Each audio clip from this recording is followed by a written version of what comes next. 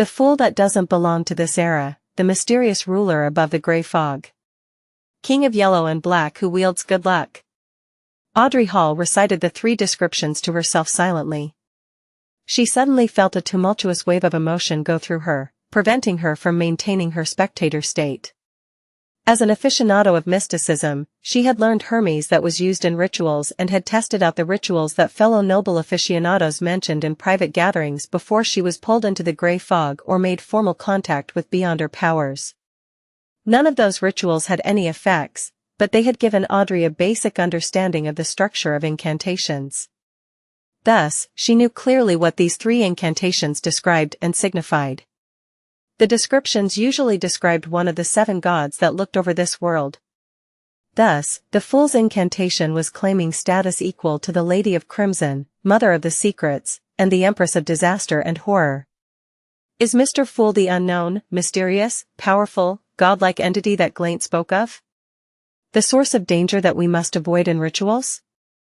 Audrey quickly recalled the comments made during the strange rituals which she and her friends did not dare attempt back then. She was momentarily at a loss for words. Alger Wilson, who knew and understood much more than Audrey, shivered from the bottom of his heart. If the ritualistic magic which Mr. Fool designed truly points to him to allow him to accept our requests, we would have to be addressing him with him. He is to be addressed in the 3rd person, which is reserved for gods. How lucky, how smart I was to act in concert with him and not do anything foolish. Even when I was testing him, I did not step beyond the boundaries of normalcy. Could he perhaps be an ancient, mysterious, horrifying existence, only that he does not appear before us in his true form and name? The primordial Demoness, the hidden sage, or the true creator which many mysterious churches believe in? Alger understood that the fool he was looking at now might not be his true form. He might not even have a gender or be a humanoid creature. Klein propped his forehead up with one hand and tapped on the table with the other hand. He acutely noticed the changes happening to the Hanged Man and Justice. But he acted as though nothing happened, as if everything was within his expectations. He continued without any care. I pray for your help. I pray for your loving grace. I pray for you to give me a good dream. Moonflower, an herb that belongs to the red moon, please bestow your powers to my incantation. Fingered citron, an herb that belongs to the sun, please bestow your powers to my incantation. He finished describing the incantations that belonged to another type of ritual. After he was done, he smiled. Lady, sir, have you memorized it? Ah. Audrey exhaled. She quickly covered her mouth and recalled seriously. With her improved memory as a spectator, she quickly processed the information and repeated the incantations as a form of confirmation. Alger acted more normally. His pen did not stop for a moment, no matter what he was thinking about. After Klein confirmed that Audrey was correct, he smiled and said, if this test is successful, then we shall modify the ritual next time to achieve what we want to do. I hope that you will have the time to complete the ritual no later than Wednesday. He intended to come in here again on Thursday night to ascertain if the ritualistic magic was successful. As for why he did not allow the Hanged Man and Justice to directly request a leave of absence, Klein was worried that he would be unable to discern if the results were from them asking for leave or merely the outcome of an attempt of the ritualistic magic. Was he to pull them into the gathering if that happened? By your will. Audrey and Alger replied respectfully, collecting themselves. According to the Hanged Man's suggestion last week, we shall have a time for casual conversation after all official issues have been discussed. Who shall begin? Klein gave a hand gesture signaling for someone to start. Audrey sighed and said, Mr. Fool, the suggestion you made regarding the exam selection and the separation between civil and political matters has received the approval of many members of Parliament. Perhaps it could become a reality. Of course, with the efficiency of this government, the bill will only appear half a year from now at the earliest. She was not worried that the Hanged Man would track her down using this piece of information. She had intentionally and intermittently dropped hints and guided those proud wives to think that they had conceived the idea. Those ladies had rushed to tell their husbands, their fathers, and their brothers. At that moment Audrey felt as though she was watching a flock of golden peacocks showcasing their tail feathers. She believed that those women would drill it in themselves that they came up with the idea to claim the glory for themselves. They would soon forget about what Audrey's role in the matter was, fighting among themselves to see who thought of the suggestion first. Using this remarkable way to change the system of a kingdom gave Audrey a weird sense of satisfaction, as if she had found a way for a spectator to influence the plot of a play. "Let's hope so," Alger replied sarcastically. He paused for a few seconds, then glanced at the fool. He deliberated before saying, "In recent decades, the amount of activities of the various secret organizations has seen an upward trend. In fact, there are even new secret organizations appearing, some of them having reached scale with a good number of Beyonders." "Are you trying to ask me for the reason? I have not even gained access to information about illegal organizations." Klein merely smiled without commenting on the hanged man's news.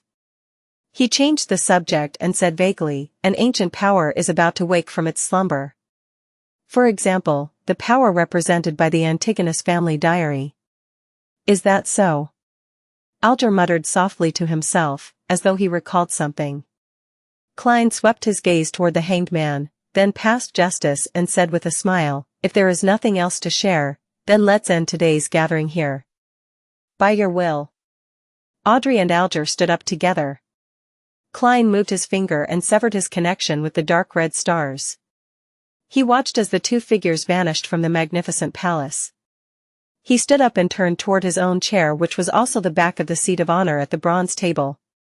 He looked at its symbol. Radiant stars formed a strange symbol. It was not a symbol that fit anything in Klein's present understanding of mysticism.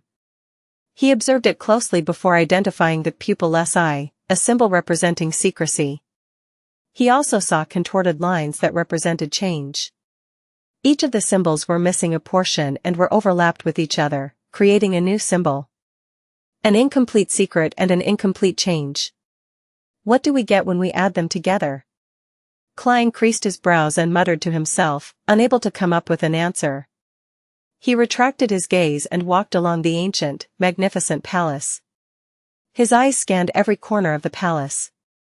"Back when I casually imagined this place, it was merely a rough concept. I did not describe the shape of the palace, table, or chairs. Where does this design come from? The best choice? The first prototype? Or are they a reflection of reality?" Klein suddenly had a question he neglected previously as he looked at the palace. "Sigh, I have to say that even though I am a keyboard warrior, I am lacking experience in many areas. I am also not observant enough, to the point of only realizing this question now." With such a self-reflection, Klein made a serious effort to examine every corner of the palace, but did not find any other living things or anything strange. Klein did not dare to venture deeper, which seemed to be an illusory land without boundaries. He was afraid that he would end up completely lost. Wow, this place is indeed filled with mysteries. Who knows if there will be any changes to this area when I become more powerful? Klein sighed. He unleashed his spirituality and enveloped himself within, causing him to feel the rapid rush of plummeting. Everything flew past quickly. All kinds of illusions shattered. He tore through the grayish-white fog and saw reality. He saw the table, curtains, and clothes rack in his room. Backland, Empress Burrow. Audrey saw the oil painting that hung on the wall. She felt the softness the down-feathered pillow under her head provided. She did not stand up immediately. Instead, she seriously recalled what had happened during the gathering, as if she was watching a play she had already watched. Mr. Fool had a certain confidence in his tone when he told us to try the ritual and gave us the descriptions of the mysterious ruler, the King of Yellow and Black. Confidence. Audrey exhaled as she was analyzing this silently, her body shuddering slightly. Forget it, since I cannot fight it, there's no need to think too much about it. Mr. Fool has always appeared friendly, he should be an entity that has a respect for order. Audrey's mood improved rapidly. She thought about her acting, and the weakening backlash of the potion. She hummed a merry tune and got off her bed. She walked toward the door and adjusted her state of mind, taking on her state as a spectator. As she opened the door of the room, she saw a maid walking past.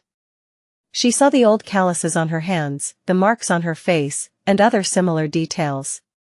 She could deduce many things from these observations. At this point, Audrey had a strange feeling. She quickly turned to look at the shaded corner of the balcony. She saw her golden retriever Susie sitting there, silently observing her, just like how she observed the maid. My goddess. Audrey's lips twitched as she sighed.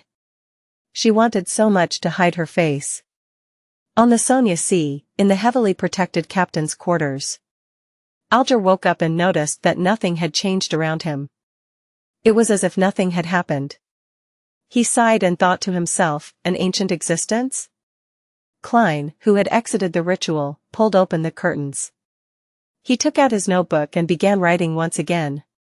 He recalled the contents of Emperor Roselle's diary, hoping to reinforce the memory through writing and prevent himself from forgetting it in the future. Klein reread the notes several times after he finished writing. Finally, he tore the notes up and incinerated them. I shouldn't forget the most salient points if I do this once a week. But with time and the increasing complexity of my missions. How unfortunate, I do not have better ideas for the time being. I have not learned any cryptography. Klein collected himself and stretched his neck. He planned on heading to the divination club. A seer was defined differently by different people. No one could say that another person's methods were wrong. So, Klein, who did not know which kind of seer fit the requirements of the potion, could only correct it as he experimented to ascertain which one was the best fit. Before Klein left home, he took the time to meticulously clean up his suit and top hat with a small brush and a handkerchief.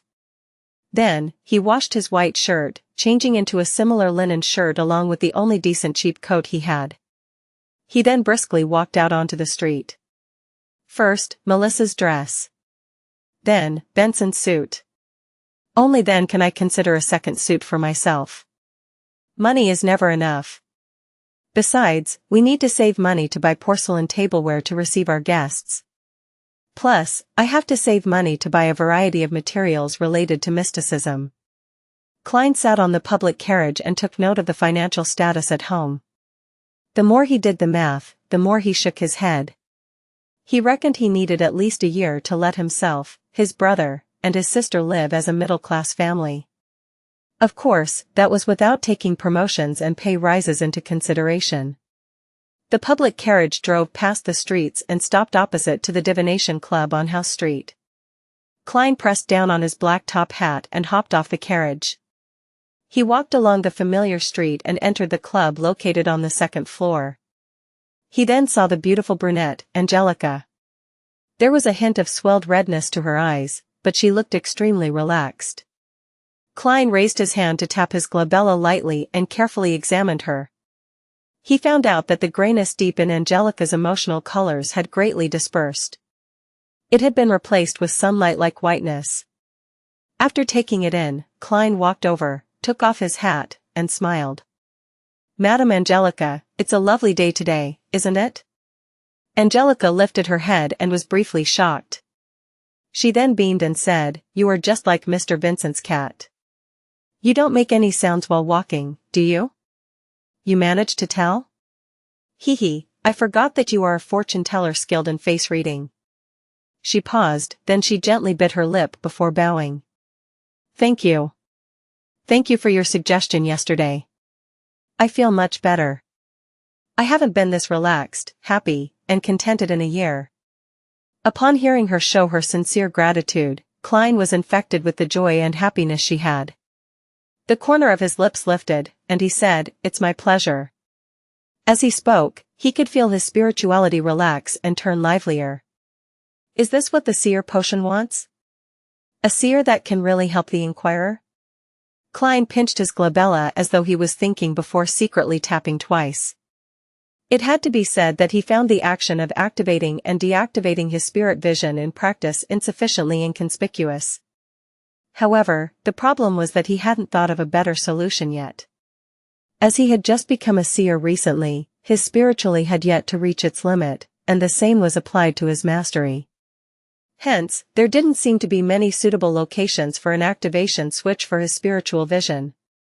The glabella was the best option by far. When I become a true seer after fully digesting the potion, I should be able to design a more inconspicuous activation motion. Klein nodded unnoticeably and walked towards the half-opened meeting room. Coffee or tea? Angelica asked hurriedly. Desi coffee. Klein answered. He planned on trying out all the drinks the divination club had to offer. Then, he saw that there were 6 or 7 members present, but not Hannes Vincent, who was almost always was. Mr. Vincent isn't here? Klein stopped in his tracks and asked a passing question. Angelica was taken aback as she said, Mr. Vincent doesn't come every day. He accepted an invitation to give a lecture for a divination organization at Enmat Harbor. Are you looking for him? Not at all. I was just curious. After all, I've seen him every time I've come here. Klein shook his head with a smile. Meanwhile, he realized that there was a familiar face among the 7 members present. Glassy, who had divined for him before, was present. Glassy was reading some information on the table with his monocle when he suddenly sensed someone looking at him. He lifted his head, cast his gaze. Obvious joy suffused his face as he propped himself up with both hands and stood up. He dashed towards Klein and stopped before him. Good afternoon, Mr. Moretti. I have been wondering if you would come today. I heard from Angelica that you are not a doctor, but a fortune teller who is good at face reading? Klein smiled. That's not the only thing I'm good at. Mr. Glassy. You no longer seem plagued by your ailment? He pinched his forehead and tapped his glabella twice. He noticed that Glassy's health colors had returned to normal. Yes, I was very regretful for not taking your suggestion back then. Luckily, there is a very amazing apothecary near my place. He gave my wife a magical medicine which brought me away from death, Glassy said emotionally. As a quasi-member of the Nighthawks, Klein asked out of occupational interest, very amazing apothecary? Very magical medicine? Magical? How magical? Is it within the range of Beyonders?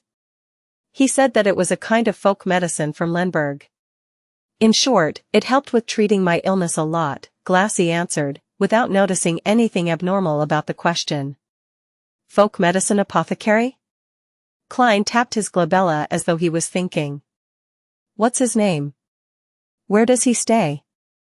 As you know, even a fortune teller can't guarantee that they would remain in the pink of health all the time. Perhaps I will need to go to purchase some medication from him in the future. Klein learned from his teacher and classmates that the current health system in the world was in a nascent state. There was almost no cure to many diseases, so the magical medications and miraculous apothecaries still controlled the market. There was no harm in knowing more, since it could one day serve useful. Glassy answered honestly, his name is Lawson Darkwade. He has a tiny store at 18 Vlad Street in East Borough, named Lawson's Folk Herb Store. Thank you. Klein remembered it and spoke sincerely. Glassy turned around and invited him to sit beside him. At that moment, Angelica came over to serve the coffee she brewed. Compared to Southville coffee, Desi coffee is more fragrant, but has quite an inferior taste. Klein took a sip and savored it for a moment. Glassy hurriedly deliberated his words when he saw Klein put down his white porcelain cup. Mr. Moretti, can I request a divination from you? I will pay according to a price you set. 8 pence is sufficient. I will not raise the price out of the blue. Klein was hoping that someone would request his divination services. Do you need a divination room? All right. Topaz. Glassy led the way with much more familiarity. After entering the divination room and locking the door, Klein sat behind the long table. He asked in a serious voice, Mr. Glassy, what would you like the divination to be about?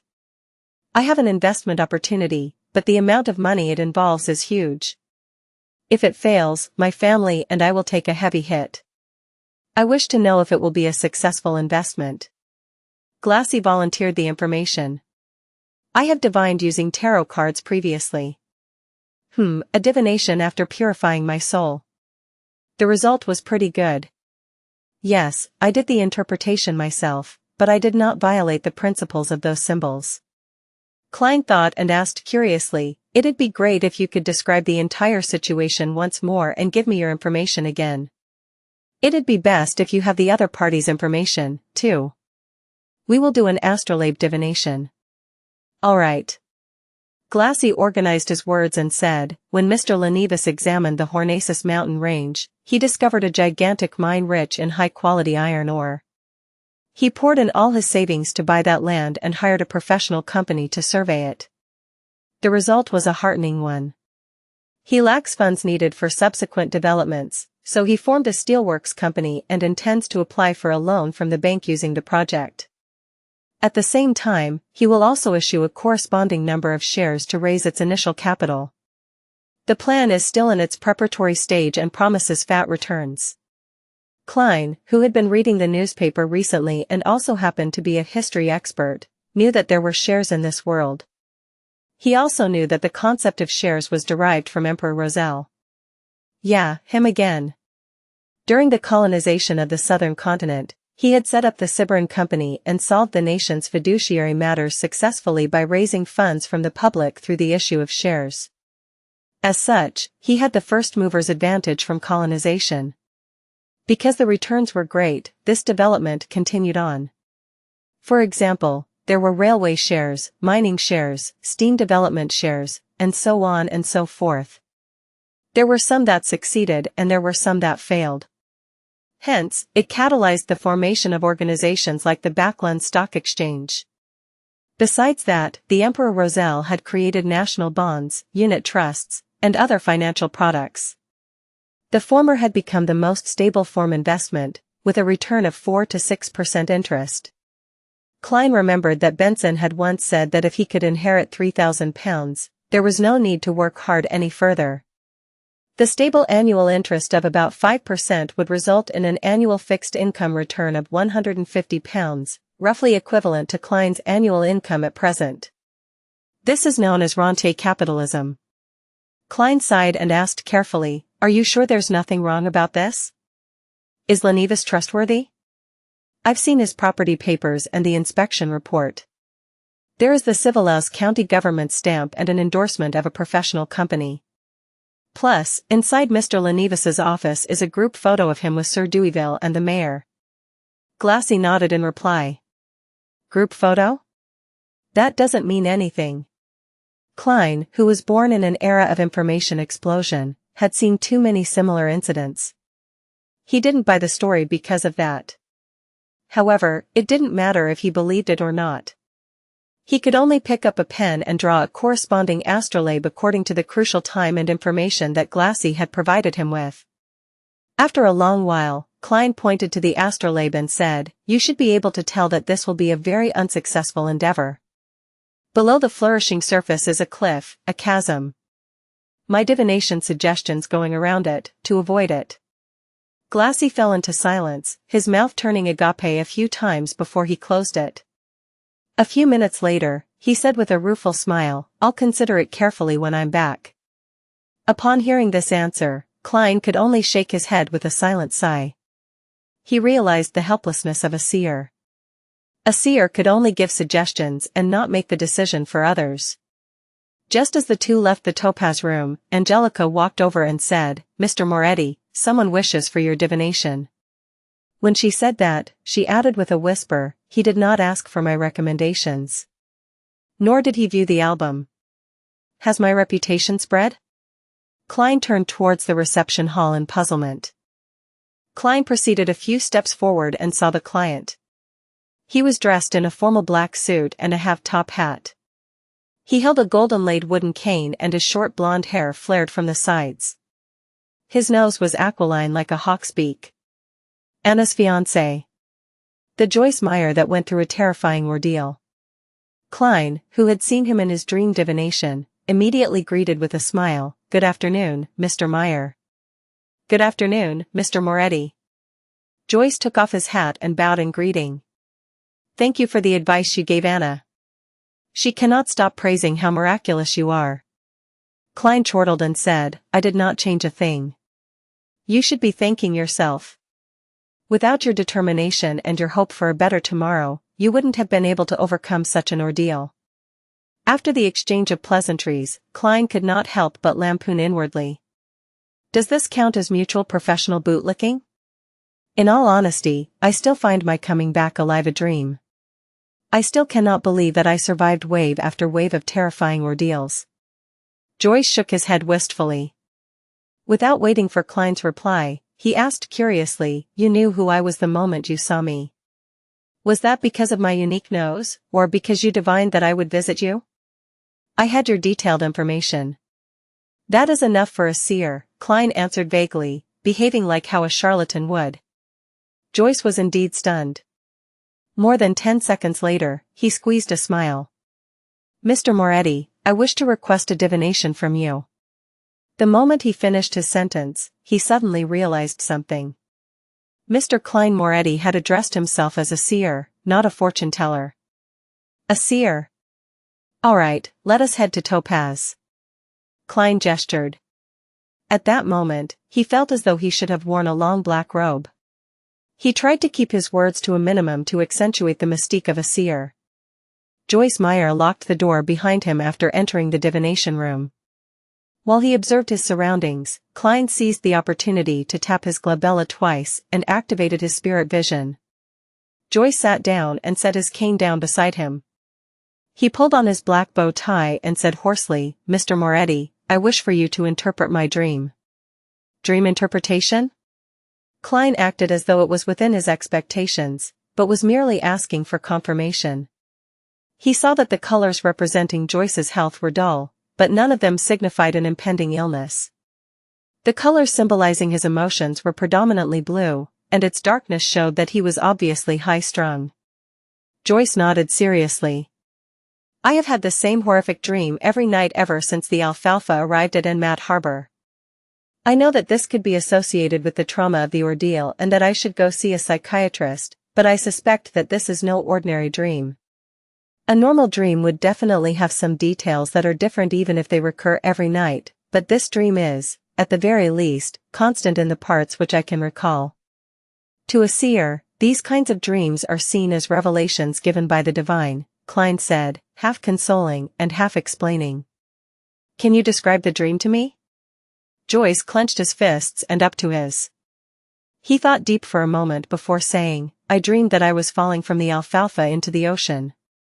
The ocean was dark red, as if it was filled with rotting blood. As I fell, I was grabbed by a person on the boat. I could not identify him, but I know that he was very strong. And I was also holding on to a person in an attempt to save him from falling into the sea. I know that person. He was a passenger of the Alfalfa, Eunice Kim. Because of his weight and his struggling, I could not bear the weight and could only release my hands and watch him get devoured by the sea of blood. At that moment, the person above me also released his hand. I flailed my arms, hoping to grab onto something, but there was nothing. I could only plummet rapidly. Then I wake up in horror, sweat covering my back and forehead." Klein held his forehead and gently rapped it as though he was thinking. He then organized his words and said, "Mr. Meyer, nightmares, similar nightmares, and repeated nightmares, these are all psychological problems and have a corresponding source. The same nightmare recurring time and time again is a reminder from your spirituality.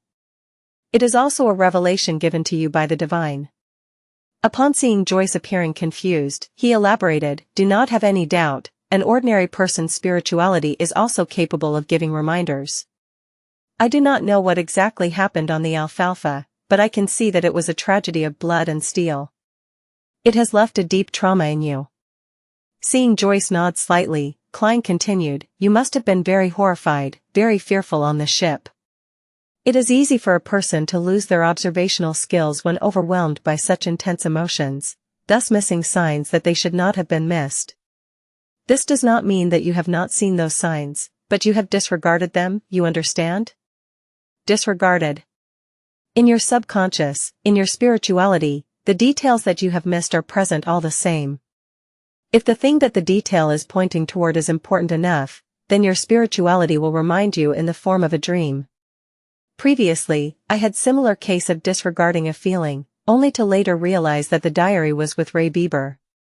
But I was more sensitive and had stronger spirituality. I was also more knowledgeable about mysticism and thus could make a deduction more quickly. Klein paused for a few seconds and looked into Joyce Meyer's eyes. Did Mr. Eunice Kim, who you let fall into the sea of blood, requested you of something on the boat, but was ultimately unable to escape his fate? Joyce fidgeted his body unnaturally. He opened his mouth several times before answering. Yes, but I do not pity him. Perhaps a few days or a week from now, you will see in the newspapers how cruel and evil he was. He raped and murdered at least 3 ladies and tossed a baby into the raging sea.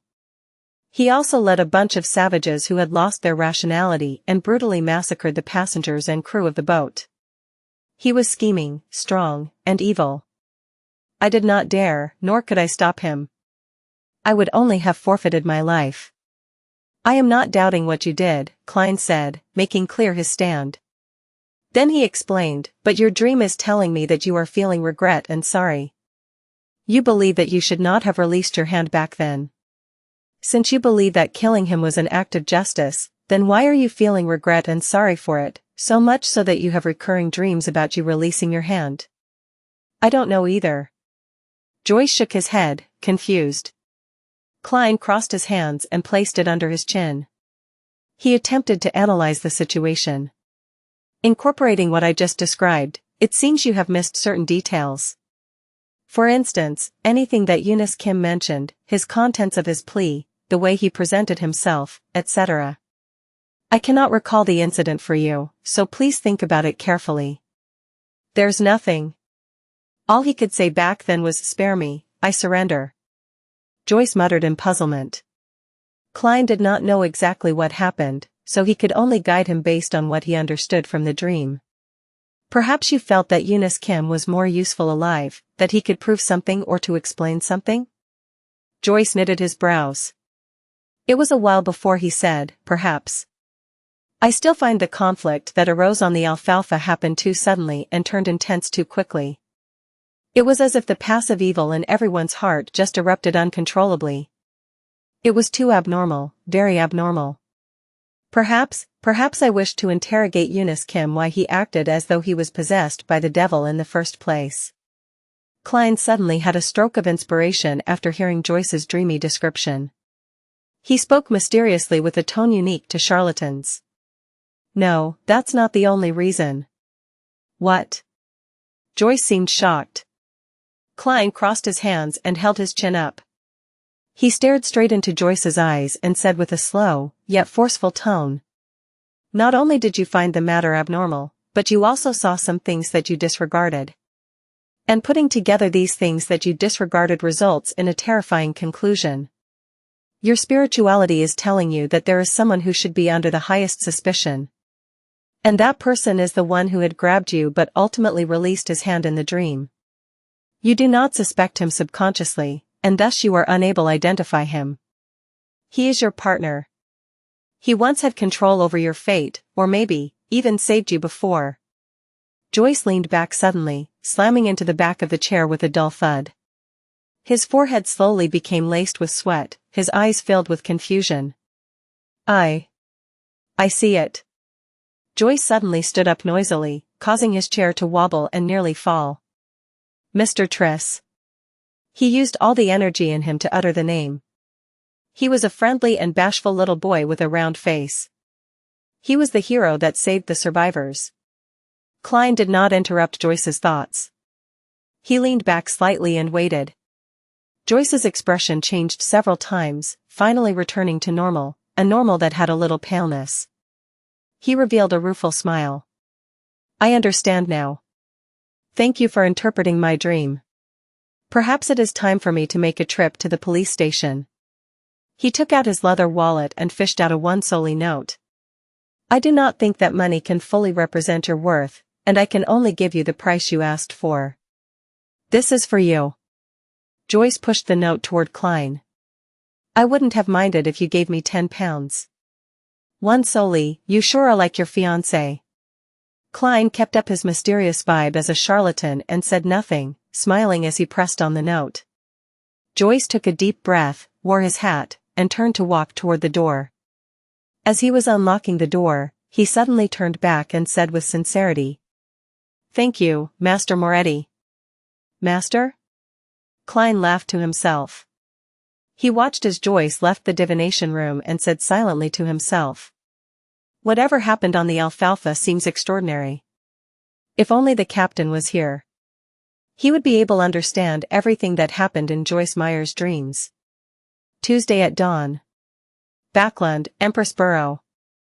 Audrey, who woke up earlier, beckoned her golden retriever Susie over. She said with a serious tone, "Susie, you are also a Beyonder now." "We are the same kind, EW, no, what I mean is that we have to help each other. Guard the door later and don't let anyone disturb me. I have to conduct a ritual." Susie looked at her mistress and shook her tail in exasperation. After instructing her golden retriever, Susie, Audrey paced around, seemingly worried. She too was uncertain if the ritualistic magic would result in anything odd. "Let's do this." Her eyes turned calm as she used her state as a bystander to view the imagined process. Soon, she came to a new arrangement. Audrey unlocked the door to her bedroom and said to Susie, "Susie, sit here. If Annie and the rest try to barge their way in, immediately go to the bathroom to inform me." In order to prevent any accidents, her personal maidservant had the key to unlock her door. Susie looked at her enigmatically and wagged her tail thrice. "Very good. I will let you choose anything you want for lunch today." Audrey pumped her fist gently. After exhorting Susie, she entered the bathroom. The square bathtub was 3 to 4 meters on each side. There was clear water rippling gently in it with steam emitting from it. It was quite a dreamy sight. Audrey tidied up a rectangular table with many bottles placed on it. Then, she went back out and moved candles, sacrificial items, and a white robe over. Immediately after that, she closed the bathroom door. With everything done, Audrey heaved a sigh of relief and picked up a translucent light blue bottle beside the 4 candles. The cylindrical bottle shimmered dreamily under the light. In it was the essence oil she had distilled from a mixture yesterday. As an aficionado of mysticism, she had no lack of research regarding such items. She had many different kinds of pure dew, flower essence, perfume, essential oils, and incense that she brewed herself at home. As such, she had already finished the initial preparations according to the fool's instructions. Moonflowers, gold mint, slumber flowers, fingered citron, and rock rose. What an odd concoction. Audrey mumbled softly. Oh, one has to cleanse one's body and calm their mind before engaging in ritualistic magic. This is a form of reverence to the divine, to the target. As she went through the entire process in her head, she placed the ritual's essential oil beside her bathtub. She reached out and began disrobing what she wore at home. Pieces of her silk clothing fell into the laundry basket one after another. Audrey coiled up her hair into a bun and tested the water's temperature with her hand. Then, she carefully stepped into the bathtub, allowing her body to slowly sink into the water's warm embrace. Phew. She exhaled comfortably, finding herself warm all over. She felt abnormally relaxed. I don't even want to move a single finger. Audrey forcefully pumped herself out as she grabbed the translucent light blue bottle beside her and dripped a few drops into the water. A waft of fragrance dispersed, filling the silence with a refreshing smell. Audrey breathed in a few times and nodded in satisfaction. Not bad. It smells really good. How relaxing. How comfortable. I don't want to move at all. All I wish is to lie here in silence. Silence, in silence, silence. After losing her sense of time, Audrey suddenly heard barking. She opened her eyes in shock, looking to her sides in a daze. She had no idea when Susie had opened the door and entered. She was squatting outside the bathtub, looking at her with an exasperated look. As she rubbed the corners of her eyes, Audrey felt that the water had cooled down quite significantly. I fell asleep? She subconsciously asked herself. Susie looked at her without barking or wagging her tail. Haha, the effects of that bottle of ritual essential oil sure is great. Yeah, really great. Audrey chuckled dryly as she explained with a cheerful tone.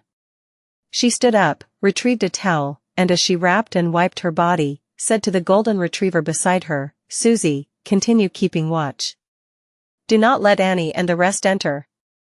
Only when the golden retriever left did she secretly stick out her tongue. She threw her towel aside and wore a clean white robe.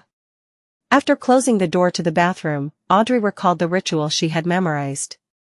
She picked up 4 candles and placed them on the 4 corners of the table.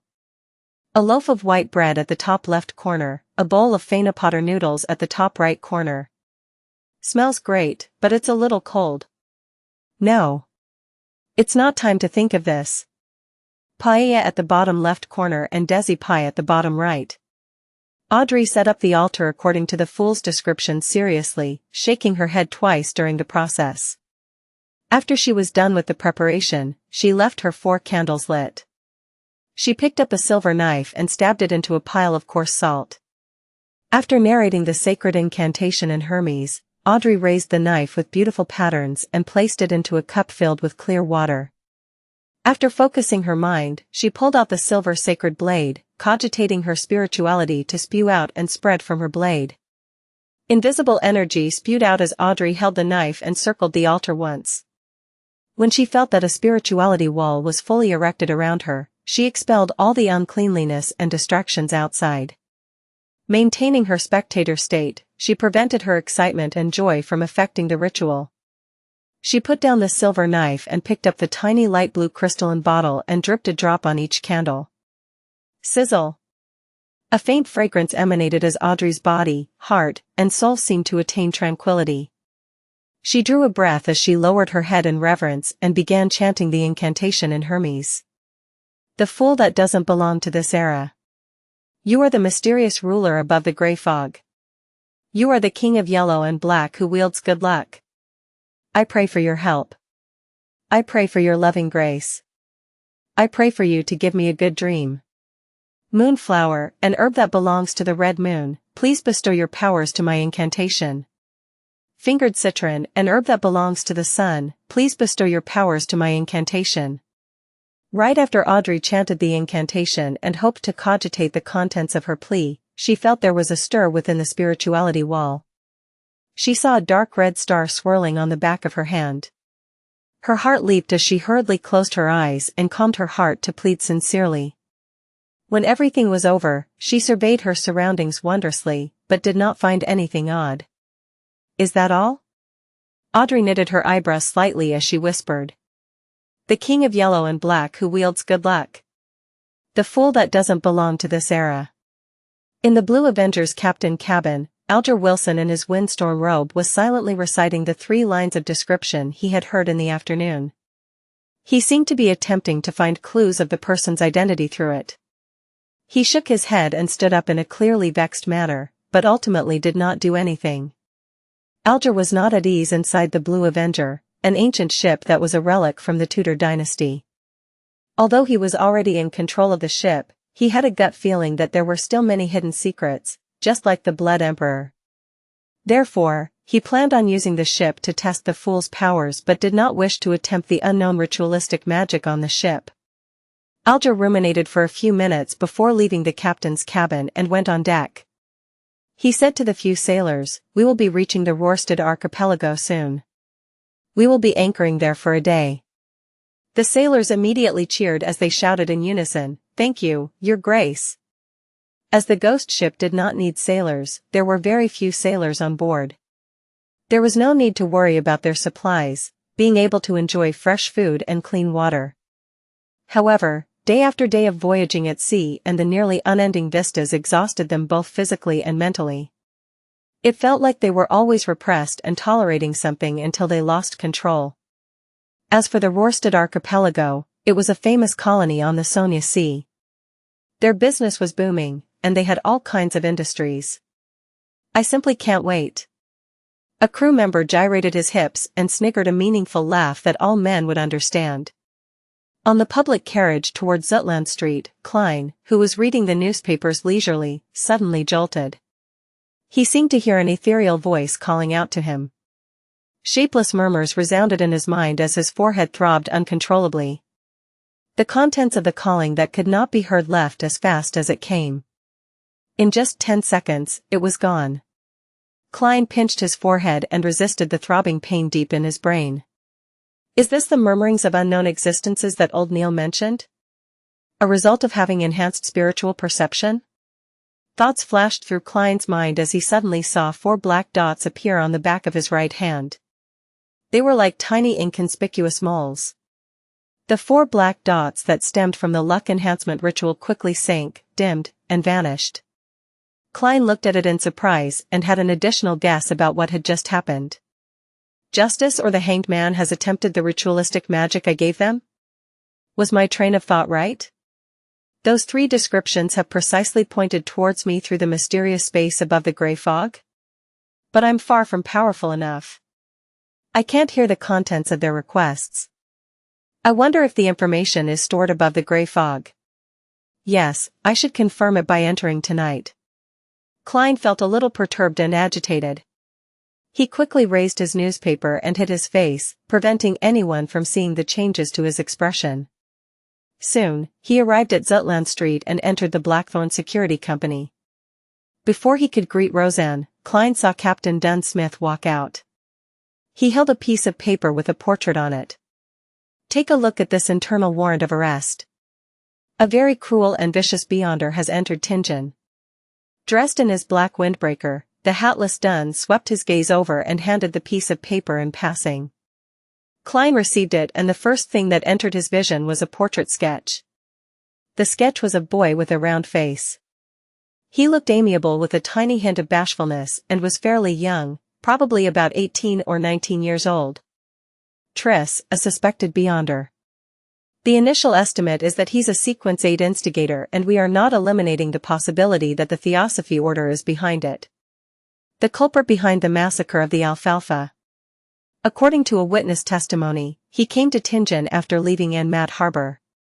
His current whereabouts are unknown. Triss. Alfalfa. It's actually a crime committed by a beyonder?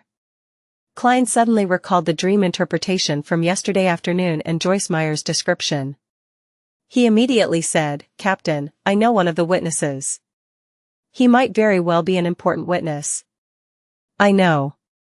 Joyce Meyer. My help was requested by the machinery hive mind last night.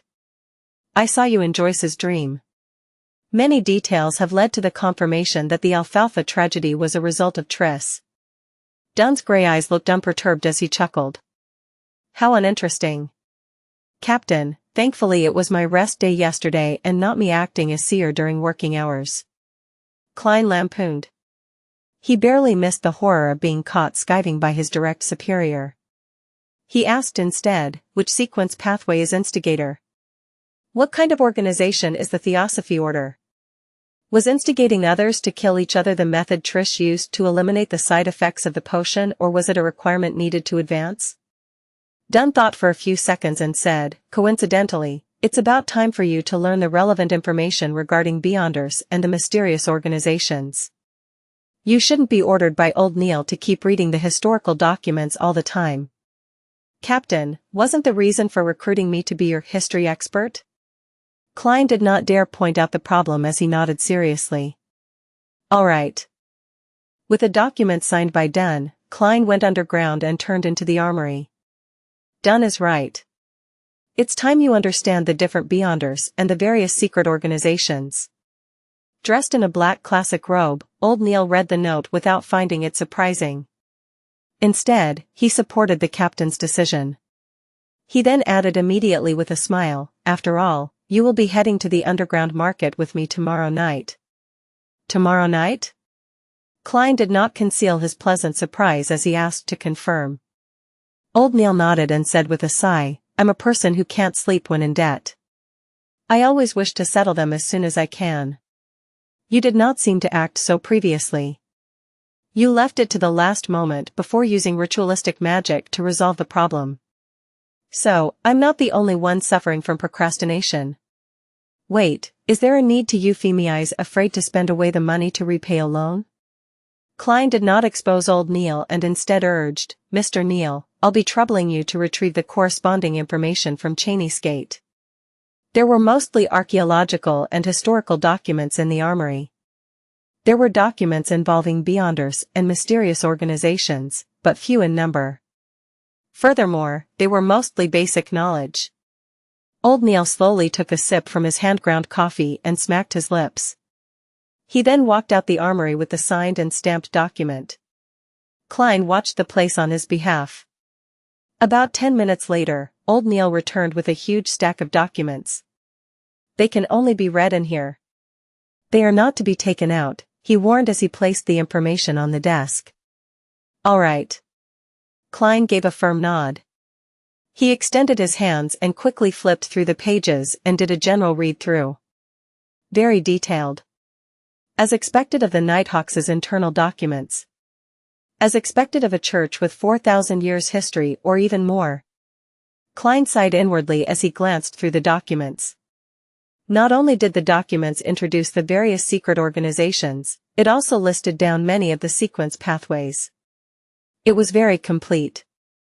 Some of them only wrote the potion name of the corresponding sequence while others only described the Beyonder abilities of the corresponding sequence. Some were completely missing and left blank. While holding back his excitement, Klein found the sequence pathway that led from Seer. He ruffled through the pages and soon found a familiar word. Then, his delighted expression quickly froze because there was no corresponding potion name, sequences 7 and 8, after Seer. Thankfully, the abilities of the two following sequences are present. Klein silently exhaled as he calmed his mind and read the description seriously. Sequence 8, potion name unknown. The corresponding Beyonder is good at fighting with artifice and very crafty. Good at fighting with artifice? This is the next advancement of Seer? Why does it feel odd? I'm not a hunter. Am I going to become a melee mage? What does crafty mean? My intelligence is enhanced, making me good at fooling the enemy? Klein was stunned. He even suspected that the Nighthawks' information was wrong. There were corresponding case studies appended, but he could not find a reasonable explanation despite reading it repeatedly. He cast his gaze lower as the description of sequence 7 entered his eyes. Potion name unknown. The corresponding Beyonder is good at many spells that can be quickly cast. Fuses one's body's skill and supernatural powers as one. That's more like it. This is what an advancement of a Seer should sound like. Klein heaved a sigh of relief. After seeing the case studies of sequence 7, he cast his eyes to the overall description of the pathway. This sequence pathway was first established by the Solomon Empire's Zeradal family. During the conflicts of the Fourth Epoch, the family was not fully destroyed. The family's name was occasionally heard in the history of the Fifth Epoch. It is suspected to be connected to the ancient organization, the Secret Order. Zeradal? Upon seeing this name, Klein's eyes constricted. He had just seen this name appear in the Remnant diary pages of Emperor Roselle yesterday afternoon. Roselle's acting came from a reminder by the mysterious figure known as Zeradal. Because of that mysterious Zeradal, Emperor Roselle regretted not choosing Seer? Therefore, I was indirectly influenced, turning me into a Seer. It makes acting return to the embrace of the Seer. It feels like it was all predestined. Klein knitted his brows and felt that things were somewhat different. Just from the logical chain, he did not feel that there was anything wrong in any aspect. However, in the domain of mysticism, predestiny often manifested things and involved new problems. In addition, transmigration is quite a baffling matter. It's just confusing. And the guy I possessed tried to commit suicide because of the lost notebook of the Secret Order. Klein thought for quite a while and had many guesses, but lacked the information needed to prove them. Phew. After repeatedly reading the information, he finally suppressed his ideas and read the other records. He first found the Sailor sequence and discovered that it indeed belonged to the Lord of Storms. For an old opponent that they haven't faced for perhaps more than 2,000 to 3,000 years, the Nighthawks' internal records were rather detailed. Sequence 8, Folk of Rage. Ancient name, Guardian of the Windstorm. The corresponding Beyonder can release several strikes that exceed ordinary thresholds when enraged. Their strength and speed are greatly enhanced. Facing them is like facing a storm. Sequence 7, Seafarer. Ancient name, Windstorm Priest. The corresponding Beyonder is also a scholar of astronomy and geography. They have an intuitive grasp of magnetic fields, ocean currents, wind direction, and clouds. A boat with a seafarer will never get lost at sea. They are even more beloved by the oceans and gain enhancements in every aspect at sea. They are friends of water. They can act freely underwater for more than half an hour. They can cast a limited number of water-related spells. Some are a result of their own capabilities and some are a bestowment from the Lord of Storms, for example. A Sequence 7 Seafarer is very powerful. Klein nodded while in deep thought. He suspected that the Hanged Man was a guardian of the windstorm, if not a seafarer. From how he has recently advanced, it was more likely he was the latter. This also indicated in a way that the Hanged Man was either a member of the mandated Punisher or a pirate who had been secretly absorbed by the Church of the Lord of Storms. Impressive. Impressive. Klein flipped back a few pages and found the advancement of Spectator.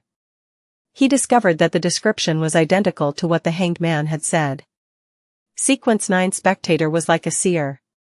They lacked direct combat means and could only observe a target to obtain information, gleaning the true thoughts of the target. By doing so, they could provide subtle influences and guidance to cause situations to develop in a way they wish. Sequence 8 Telepathist was the advancement of Spectator. Their observation was not only limited to superficial details, but deeper into one's aura, ether body, or other mysterious domains. The combination of the two allowed a telepathist to precisely understand a person's thoughts as though they could read their minds. In front of them, it was difficult to have any secrets. Sequence 7 Psychiatrist, which was also known as Psyche Analyst, had further enhancements above the Sequence 8 foundations. They could begin directly influencing a target. For instance, they could treat a target's maniacal problems or alternatively, cause them to turn maniacal and lose their reason. A beyonder that is very difficult to be noticed. After reading the description, Klein made a reasoned judgment. After understanding the relevant information concerning the gathering members, he flipped to the Church of the God of Steam and Machinery. This was because Emperor Roselle had chosen their Savant sequence. Sequence 9, Savant. The corresponding Beyonder believes that knowledge is power. They have a rough understanding of the supernatural, but are more knowledgeable about aqua regia, nitroglycerin, and complicated bolts and gears. They seem to know everything.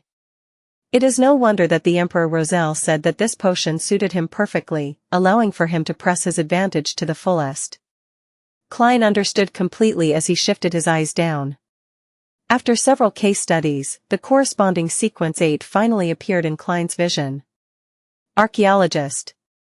They possess a good deal of knowledge about history and outdoor survival, as well as forbidden knowledge about ruins.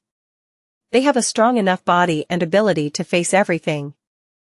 Sequence 7, Appraiser. They can intuitively understand the powers and problems of most extraordinary items, and can use them while keeping danger at its lowest. As Klein's security clearance was insufficient, he only had access to sequence pathways up to 7. It left him a little frustrated, but there was no other way around it. He only wished that Backland would quickly send over the sealed artifact 2-049 to determine if Ray Bieber was a descendant of the Antigonus family. That way, he would have a chance of becoming a formal member and obtain a higher security clearance. Collecting himself, Klein read the material seriously from cover to cover. He knew that the sequences following Corpse Collector were Gravedigger and Spirit Medium. He also knew that there was no information about the Sequence 8 of the Mystery Prior Path. Not only was there no name for the potion, but even the description had been left blank. There was a name for Sequence 7 of that path, Warlock. Sounds impressive. Klein slowly flipped the page and saw Apprentice and Marauder, which Emperor Roselle had lingering thoughts for. Their records only reached Sequence 8 and nothing more. Sequence 9, Apprentice. Their abilities are rather strange. It can only be confirmed that this is the originating pathway of a mage. They are rarely trapped and very difficult to be stopped. They often are able to escape and pass through obstacles every time. Sequence 8, Trickmaster. They wield all kinds of strange but impotent spells. Sequence 9, Marauder. Difficult to separate these beyonders from ordinary bandits or thieves. Perhaps the means available to them are more impressive, but their goal of stealing riches is not for enjoyment or survival. It's more like answering a calling. Sequence 8, Swindler. We have also discovered traces of beyonders in fraud investigations. They gain enjoyment from swindling. Gain enjoyment from swindling. This is acting in a different form, isn't it? If I had the choice, I might have chosen apprentice. Klein silently said to himself. Suddenly, he discovered the corresponding sequence potion of the culprit of the Alfalfa tragedy, Tris, Instigator. Sequence 8, Instigator. They are adept at triggering the evil desires deep in people's hearts, causing contradictions and inciting conflict, thus resulting in bloody massacres. The description isn't detailed enough. From the looks of it, the Nighthawks do not understand the capabilities of this potion well enough. But it does match the characteristics of the Alfalfa tragedy. Klein cast his gaze up and read the corresponding Sequence 9 for Instigator. Sequence 9, Assassin. Can transform their bodies in a short period of time and become light as a feather. They can also utilize vision equal to that of an eagle. Every assassin is adept at hiding in the shadows. They have dexterous steps and have the ability to release all their strength in one blow. After reading the description, Klein was left completely confused. Assassin. The advancement from assassin is Instigator? This advancement is just as odd as how a seer advances to a class that is good at fighting with artifice. Some sequence pathways advance in a very ordinary fashion, such as spectator. Yet, there are sequence pathways that seem to violate intuition and logic? Well, that might not be completely true. Perhaps I just haven't discovered some of the hidden common points. For instance, assassins and instigators can both bring catastrophe to others. But I can't figure out the advancement of Seer. Hey! Could it be of the Gandalf one lineage? After adding some supportive magic, the other attribute points are dumped into strength and techniques? As Klein lampooned in a speechless manner, he silently shook his head.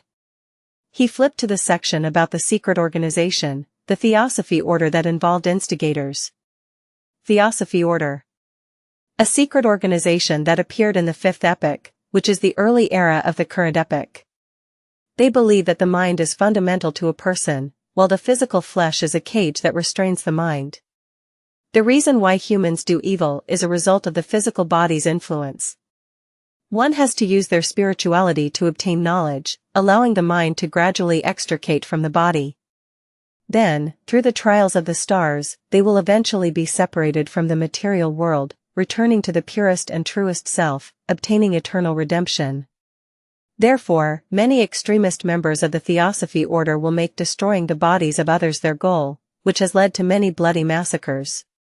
It is obvious that they possess two sequence pathways. The first is the more common apprentice and trickmaster potions among their members. The other sequence comprised of assassin and instigator rarely appear. There is currently no evidence that indicates that the Theosophy Order possesses sequence 7 or higher potions. It is unknown how the Theosophy Order established itself. Their possible origins can only be analyzed using the two sequence pathways. Firstly, the apprentice and trickmaster sequences easily remind people of the Abraham family of the Trickmaster dynasty in the 4th epoch. The Tamara family, tied to the Abraham family through marriage for extended periods of time, cannot be eliminated as well. Secondly, assassin and instigator point towards the Demoness Sect. The Abraham, Tamara, Antigonus, and Zeradal families, the Solomon Empire's Dark Emperor, the Tudor dynasty's Blood Emperor, the Trunsoist Empire, and the Jacob and Ammon families that the Hanged Man had mentioned. There are really lots of secrets buried in the history of the 4th epoch. There might be a lot of facts too. Klein was astounded from what he read. He had a deep appreciation for how the history of the 4th epoch was clouded in fog. The outline he could see through the fog left him shuddering involuntarily. It was as though he could imagine a thriving era of Beyonders, an epic with blood and strangeness in a concerted dance or horror and distortion in a symphony. Klein drew in a silent gasp and flipped through the book, but did not discover any corresponding descriptions of the Demoness Sect. He looked up and saw old Neil wrestling with some filter paper with his hand-ground coffee. He asked sincerely, "Mr. Neil, what organization is the Demoness Sect? I can't find any introduction about them in the documents." Old Neil was in no hurry to respond. After wrestling with his coffee, he chuckled and said, "Your security clearance isn't high enough. Even with Dunn's permission, you would not be able to read the relevant information. It can also be said that a lot of the information is only available in the Holy Cathedral and isn't stored behind Tingen City's Chinese Gate. Perhaps wait till the day you become a captain of the Nighthawks. You would be sent to the Holy Cathedral for training and would then be able to access them. I do not understand much about the Demoness Sect. All I know is that they worship the primordial Demoness. They believe that this secret existence is the true inheritor of the Creator. She was born out of the chaos and was the earliest to be born from the Creator's body. She is also the ultimate ender that ends everything. Their sequence pathways are related to this because to obtain the favor of the primordial Demoness and to approach this secret existence, the upper echelons are all female. This is also why they are called the Demoness Sect. Anything else is not something a formal member like me will know. I've heard that the Demonesses make it their mission to spread catastrophes. Spread catastrophes. This does match the hidden commonality of Assassin and Instigator. But this Mr. Trist's future seems bleak. The subsequent potions seem to be more suited for females. Kleins nodded slightly before he continued reading the information. After he finished reading, he realized that the secret organizations were a lot more than he imagined. But on second thought, he found it very ordinary. After all, this world had so many years of history underlying it. There was once an era when Beyonder powers were extremely active. According to the provided information, Klein categorized the secret organizations into three based on era. First were the ancient organizations born in the Fourth Epoch. They included but were not limited to the Moses Ascetic Order, Secret Order, and the Blood Sanctify sect, which were followers of the devil. However, the information only mentioned the Demoness Sect. The second was the secret organizations early in the Fifth Epoch, the present epoch. For instance, the Theosophy Order or the death-worshipping Numinous Episcopate. There is also the Life School of Thought, which employs a master-disciple heritage, and the Rose School of Thought, known among Beyonders for its bloody sacrifices. The third category were new organizations that appeared in the recent century or two. They include the Aurora Order, the Iron and Blood Cross Order, the Element Dawn, and the Psychology Alchemists, which Klein learned about much earlier. Apart from them, there were other organizations that did not do anything major. Benson and Melissa must have never imagined that the world is so dangerous. It's not only limited to wars. Klein shook his head with a wry smile. He stacked the classified documents neatly before pushing it to old Neil. Meanwhile, he added silently in his heart, "Please don't let my tarot club be on the list." Old Neil never suspected that a leader of a secret organization was sitting opposite to him. He chuckled and took the documents and headed to Chinese Gate. Klein sat there and wondered if he should divine the location of Instigator Triss. But he abandoned the thought after less than 20 seconds. After all, he only had a vague idea of Triss's appearance and did not know if the name was genuine. If he could figure out his location with that, he would not be a seer, but a prophet. By the time old Neil returned, Klein had straightened his thought processes and continued his revision of mysticism studies to grasp even more forms of ritualistic magic. He spent the day studying and revising. He did not participate in the joint operation needed for capturing Instigator Triss. He did hear that the delivery of sealed artifact 2-049 from Backland had been delayed due to some reason or another. The actual time of arrival was still pending. As he had earned nearly 2 solely from yesterday's divination, Klein spent 10 pence to buy a 2-liter barrel of Inmat beer for Benson on the way home. He also bought some lemon cakes fresh out of the oven for Melissa. "Klein, I know you care for us deeply, but there's no need. "There's no need to keep spending money on such matters," said Benson after he saw the tiny barrel of beer and deliberating over his words. Melissa stood beside him and nodded slightly. "This is probably how our consumerist habits differ." Klein sighed in amusement. "Benson, Melissa, don't worry. This was bought with my additional reimbursement. Yeah, I earn an additional 2 to 4 solely every week. I can't tell them that these are the earnings I got from doing divinations for others, right?" He added inwardly. "That job of yours is much better than I imagined." Benson was taken aback as he made an objective assessment. "That's right. I even learned divination from it." Klein mused silently before turning toward the kitchen. Under the combined efforts of the trio of siblings, a sumptuous dinner was ready for eating. After having their fill, Klein, Benson, and Melissa lay slumped in the living hall. It took them quite a while before they got up to clean up, chat, and study. When Benson and Melissa fall asleep, I'll head above the gray fog to see the effects of the ritual.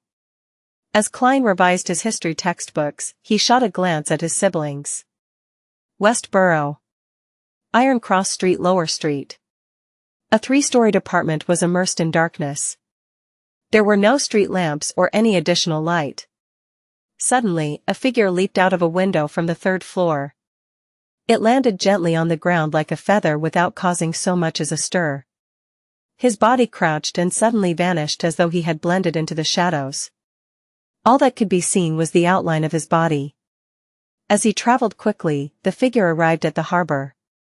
He headed for a corner devoid of anything except for a pile of goods.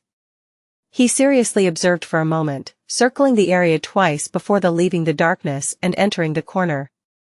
One could see his round and amiable face. He was Instigator Triss, who had single-handedly caused the tragedy of the alfalfa. "How does it feel?" A mysterious figure wearing a black hooded robe walked out of the shadows. The hoarse voice obviously belonged to a woman. Triss revealed a friendly and satisfied smile. "Feels great. It was a scene I dreamed and yearned for. I think I have appropriately completed the mission and have taken the necessary preparations for the advancement." The black-robed woman nodded indiscernibly and said, "Very well. According to the promise, I'll hand you the Sequence 7 formula and the 3 main ingredients. You will have to gather the rest by yourself."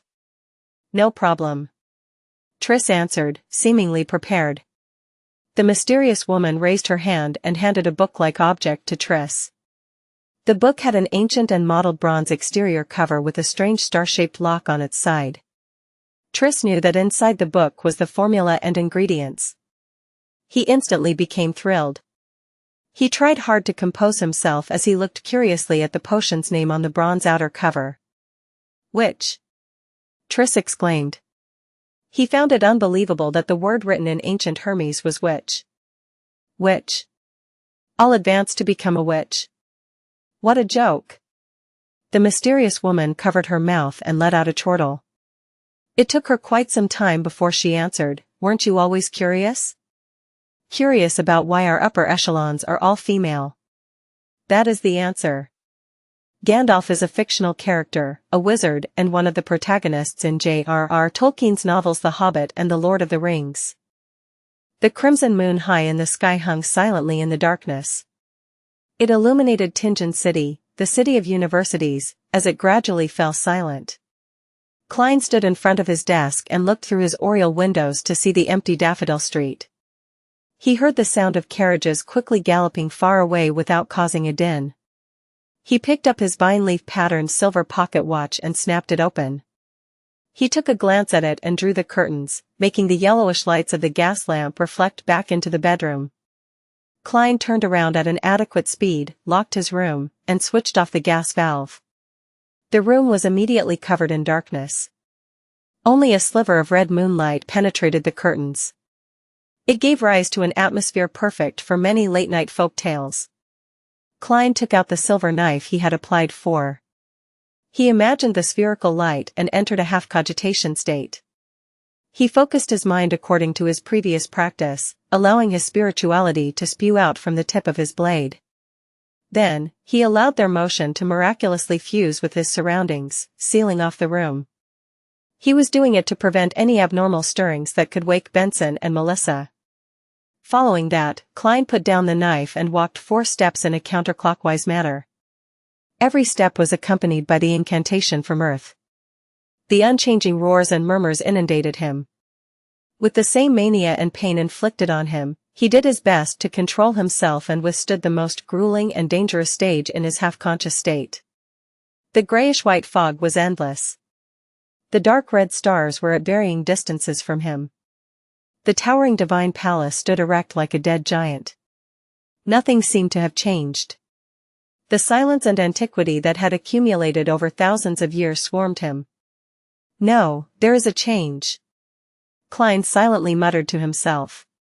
His gaze locked onto a dark red star near him. That was the star symbolizing justice. The star's deep redness began to pulse. It did so with average amplitude, but did not stop. Klein carefully spread out his spirituality towards the deep redness. The moment the two made contact, he felt a hum in his head. He saw a blurry and distorted scene and heard the illusory but stacked voice of prayers. The fool that doesn't belong to this era. You are the mysterious ruler above the gray fog. You are the king of yellow and black who wields good luck. I pray for your help. I pray for your loving grace. I pray for you to give me a good dream. I pray for you to give me a good dream. I pray for you to give me a good dream. The female voice resounded constantly in an intermittent fashion. Klein's psyche turned more irritable and chaotic. It was akin to listening to someone upstairs pounding on the floor when he had just fallen asleep. He repressed his emotions and used cogitation to calm the urge. He carefully discerned the blurry scene that appeared before him. It was a girl dressed in white robes. She had a head of beautiful golden hair.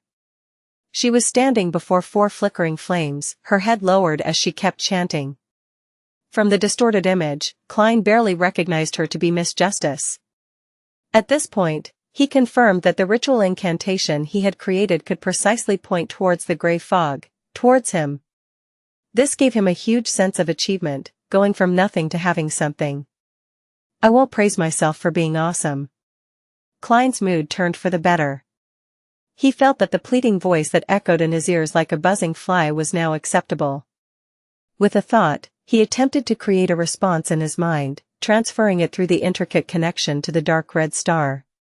I'm aware. The gray layer emanated before him. A distorted and blurry figure stood in the deepest depths. The spot where his eyes ought to be swirled with deep redness as his voice resounded repeatedly in the vast and empty world. I'm aware. I'm aware. I'm aware. Audrey Hall was jolted awake suddenly.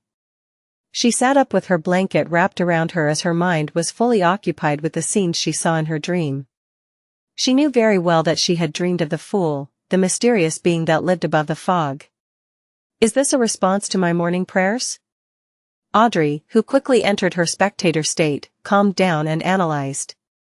Although she did not understand why the fool did not respond on the spot and only did so at night, she was still shocked that the ritualistic magic was effective with the few lines of incantation. In the past, she had prayed to the Evernight goddess, but had never received any response. Even if Mr. Fool was not a god, he is likely not far from being one. Audrey slowly inhaled before slowly exhaling. Since he was a powerful existence that she had no means of resisting, she quickly threw aside her worries. She began considering what to do next. First, I have to completely digest the spectator potion. My acting is still pretty good. Second, I have to seek out the psychology alchemists. Third, I should try to obtain the telepathist potion formula from Mr. Fool or clues regarding the psychology alchemists elsewhere. However, every godlike existence should have a complete sequence pathway that belongs to them. They might not know the formulas of other sequence pathways. A new Beyonder organization like the psychology alchemists might not be able to garner Mr. Fool's attention. With the connection severed, Klein sat at the bronze table seat of honor in a rather good mood. He was completely covered in gray fog. He leaned back and clenched his fist to cover his mouth. He recalled and analyzed the process. At that moment, he was the only living being in the world of the gray fog. Apart from that, there was absolute silence. It seems I can only pass information over and am unable to use the powers in here. From the looks of it, my idea of manipulation would not work. Klein kept prodding his mouth as he silently made a conclusion. He had originally planned on attempting to bind his body with the world of the Grey Fog in the same manner if the incantation and ritual proved effective. As such, he could then leverage all the power of this mysterious space. If that happened, he could pray to himself, and through such a manipulative manner, he could go around the limitations, the mysteries, and the danger, allowing him to fully use the Grey Fog world. For example, he could first conduct a ritual and pray to himself 4 spells. Following that, he could come above the Grey Fog and answer his own request and bestow it. From the looks of it, I was being too idealistic. My understanding and control of the Grey Fog world has not reached that level. Klein shook his head in a self-deprecating manner and planned on leaving. At that moment, he saw the dark red star that represented the hanged man begin to pulse. He heard an ethereal and formless voice spread out. I coincidentally chanced upon the hanged man's ritual? Klein nodded in thought. He sat at the seat of honor of the long bronze table and extended his hand to tap on the star. His spirituality spread as it touched the pulsing deep redness. He heard the hanged man's heavy and repeated prayers along with a blurry scene. The hanged man was draped in a pure black robe in the scene. He stood in front of 4 plumes of fire. The surrounding spirituality had formed a wall, isolating him from any external influence. Klein did not immediately respond. All he did was watch and listen silently. You are the king of yellow and black who wields good luck. I pray for your help. After the hanged man finished his prayer, he waited for a while. Seeing that there was no response, he began dismantling the spirituality wall, extinguished the candles, and tidied up the altar. Finally, he swiped his extended hand as aqueous light spread out, making the altar table look brand new. Water-based spell. The bestowment of the storm. The hanged man is indeed at least a seafarer. Klein nodded slightly. Before the scene vanished, he responded via the method he imagined, transmitting it through the blob of dark redness. Alger Wilson was situated in the Rorstad archipelago city of Generosity. He had not gone with the sailors to the famous Red Cabaret. Instead, he stayed inside the hotel and sealed the door and windows shut to attempt the ritual the fool had described. After familiarly finishing the prayer, Alger waited patiently for a moment, but did not receive any response. It seems this attempt isn't too successful. Mr. Fool needs to change methods. He was both overjoyed, but also a little disappointed. After everything was done, Alger planned on going downstairs for a bottle of Langsky-proof alcohol that could aid a folk of rage to unleash his powers. Mandated punishers of the Lord of Storms were rather fond of this sort of beverage. Pulling open the door, Alger was about to walk out when his vision blurred. He saw grey fog billow in the corridor and a hazy human figure sitting in the deepest depths of the fog, as if on a high throne. I'm aware. The familiar deep voice reverberated around Alger's ears, causing him to freeze where he stood as his head slightly throbbed in pain. Alger's eyes suddenly turned dark. He looked around but realized that nothing had changed. There was still the same squeaky floorboard, the same aged wall candlestands, and the same unclean corridor. I'm aware. The voice was still resounding by Alger's ears. His expression sank as he hit his chest lightly with his fist but did not say any words of respect to the Lord of Storms. After a long silence, Alger's expression was restored to normal, but his gaze seemed deeper. Klein did not spend too much time above the grey fog. When all the remnant voices returned to normal, he enveloped himself in his spirituality and plunged into the grey fog, plummeting into the material world. The lights before him flew by rapidly, like the scenes of a movie played back at a speed tens of times faster than normal. After Klein felt faint, he saw curtains that let crimson moonlight through along with the blurry outlines of the desk and bookshelf. He picked up the silver knife again and removed the spirituality wall in the room. Then, a sudden gust of wind opened the door and went through the corridor. He was completely relieved when he saw that there were no stirrings from Benson's or Melissa's room. This luck enhancement ritual is really indispensable for traveling. It's concealed and mystical. Klein silently murmured and closed the door again, walking towards his bed. His mission tomorrow was to head to the underground markets for Beyonder items with old Neil. At dusk, the setting sun cast long shadows of the carriages and horses. Having informed Benson and Melissa that he was having dinner at the Blackthorn Security Company, Klein headed to the harbor with old Neil on a public carriage. He was dressed in cheap formal attire, afraid that conflict might break out in such a complicated location. If he damaged his tuxedo, which he took painstaking care of, he would probably cry his heart out. When the sunlight appeared to turn fiery, the carriage stopped. Old Neil, in his usual classic black robe and felt black hat with a rounded edge, ignored the gazes of others and walked diagonally to the Evil Dragon bar in ahead of them. Even though the bar was slightly far away and the heavy doors were tightly shut, Klein still heard wave after wave of rapturous shouts. They appeared to be cheering on a hero. When he came close, he suddenly sensed something. He turned his head towards the warehouse opposite to the bar.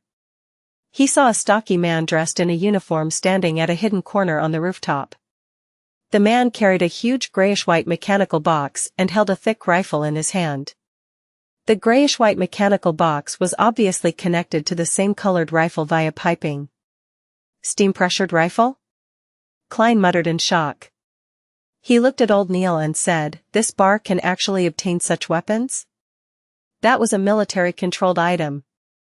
Although it used extracted phlogiston 1, the size and weight of the steam backpack were still shocking, something only a true warrior of blood and iron could withstand. The rifle had an extremely high muzzle velocity and shocking destructive power too. Matched with a suitable scope, it was nearly equivalent to an inferior sniper rifle. What? Old Neil squinted his eyes as he looked over, having a confused look too. Did something happen here? Something happened? Klein surveyed his surroundings and discovered a few more men holding repeating rifles who were searching for something. What happened? Old Neil approached the bar and asked the brawny man guarding its door outside. The brawny man obviously knew old Neil and smiled wryly. The bar was nearly destroyed earlier. Apparently a wanted man was here trying to buy materials and was recognized. And this was what resulted from it. Oh Lord, what did he do, and how dangerous was he to receive such treatment? My legs went limp seeing all those firearms, limper than after spending an entire night with Ginger Sunny. He did not know the identity of the wanted man, much less know that the people who came to buy materials had Beyonders mixed in. Wanted man? Do you know his name? Old Neil asked in interest. I think it was Triss or something, the brawny man answered uncertainly. Instigator Triss? Klein nodded in enlightenment, having understood what was happening. Triss did not know that Joyce Meyer had cast his suspicion on him, therefore, he had sauntered right into the market to purchase materials without heed. He was likely recognized by an informant of either the machinery hivemind or the Nighthawks, resulting in an intense clash. Was he caught? Klein tapped his silver-inlaid black cane. Based on the surrounding situation, likely not. The brawny man shook his head slightly and gestured with his chin to the rooftop of the warehouse opposite him. He rushed out before those terrifying guys arrived. Bloody hell, I've never seen a man run faster than he did. You haven't seen the true skills of an assassin, or you might be taken away to some indescribable place for further re-education. Klein thought. Is the market still open? Old Neil changed subjects and asked. It just restored operations, replied the brawny man affirmatively. That's great. Old Neil quickened his pace and extended his right hand, pushing open the heavy door. Klein followed closely in tow and walked in. He nearly fainted at the stuffiness and smell of alcohol that inundated him. In the middle of Evil Dragon Bar was a boxing ring. Two half-naked men were in an intense brawl and surrounding them were dozens of customers shouting and cheering on the side they supported with no lack of vulgarities. Old Neil ignored them and led Klein around the boxing ring and walked into a billiard room at the back. In the billiard room, there were two people holding cue sticks, having a casual conversation. When they saw old Neil enter, they instantly fell silent for a few seconds. After confirming the visitor's identity, they moved aside and let Old Neil and Klein pass through the secret door behind them. After passing through a few rooms, the sight before Klein's eyes opened up. He saw a place that was about the size of a lecture hall from his previous life. Some vendors had set up roadside stalls with bottles and cans all over. Passers-by strolled through them, either scrutinizing their goods, chatting, or comparing prices. They have to give 5% of their profits to Swain. Ah, he is the boss of Evil Dragon Bar, former captain of a mandated Punisher squad and older than I am. He's someone who wishes to drink himself to his death, Old Neil explained in a garrulous manner. Klein thought and gave an honest evaluation. A rather profitable business. After all, his only expense was providing the venue and protection. If any item catches your fancy but you lack the money, you can borrow from Swain. But of course, he charges a very high interest. Old Neil trailed off as he gnashed his teeth. As expected, it's like running a casino, they would provide usuries. Klein held his walking stick and looked around as he asked curiously, Mr. Swain is a seafarer? The captain of a mandated Punisher squad was likely a Sequence 7. No, he is only a folk of rage. Tingen is not a coastal city, so the Church of the Goddess is much more powerful than Lord of Storms here. Old Neil scoffed. Actually, Swain had the chance of becoming a seafarer, but was afraid that he would lose control, so he chose to give up. Just as Klein was about to ask if the boss of the bar had any experience of nearly losing control, he suddenly felt a strange phenomenon happen on his left. There appeared to be something hidden there, muttering and recounting. Klein turned his head and saw a pale young man. He was wearing an old linen shirt and blue jeans that the working class normally wore. His eyes looked demoralized with a hint of craziness, and he was constantly mumbling. His spiritual perception is very high, or perhaps, distorted? Klein creased his eyebrows and muttered. It was the young man's spiritual perception that triggered his own spiritual perception. Generally speaking, spiritual perception sensing something causes some interaction. It was nearly impossible to conceal it from others, but others referred to spirit mediums who had cast their abilities, as well as powerful figures with similar special traits. A beyonder like Klein would actually find it hard to detect, only detecting if one's spiritual perception reached a certain heightened level, or an abnormal distortion happened. They made eye contact and the pale young man with messy black hair walked towards him with an expression looking as though he was half sleepwalking and half insane. He stopped before Klein and stared at him. Suddenly, he guffawed. Haha, it's the smell of death, death. Ah. Before he was done talking, he suddenly screamed tragically. His eyes shut tightly as liquid with the color of blood flowed out. Ah. Darn it. The young man covered his eyes and hugged his head. He struggled on the ground and only calmed down after a while. He then lay there panting. During the entire process, not a single customer or stall vendor looked over.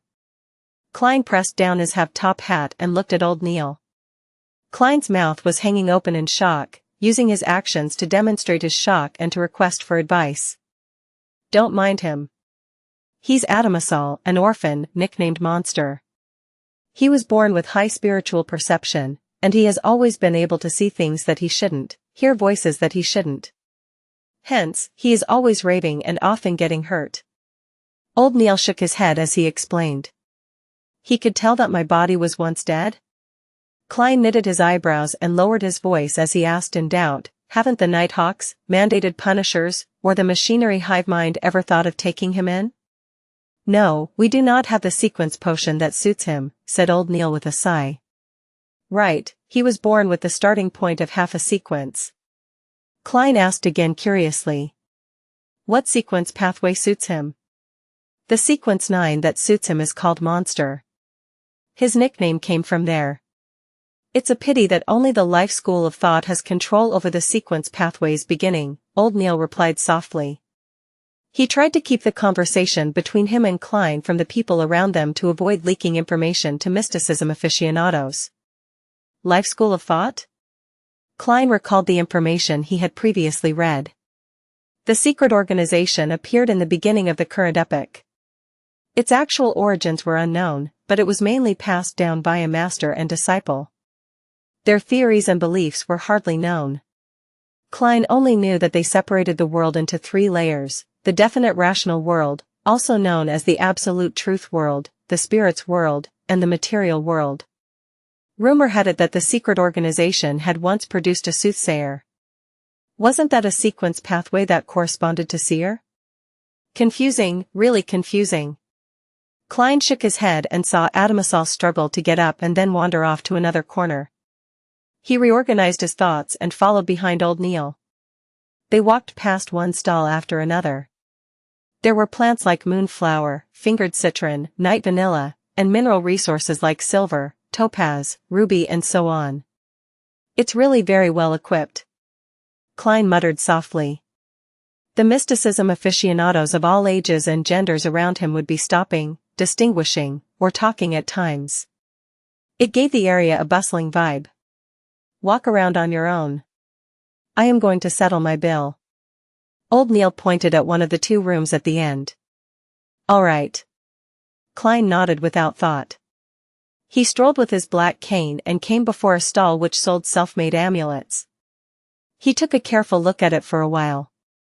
Just when Klein prepared to speak with the seller, he suddenly heard someone asking the stall behind him, "Is this powder ground from cow teeth pianol?"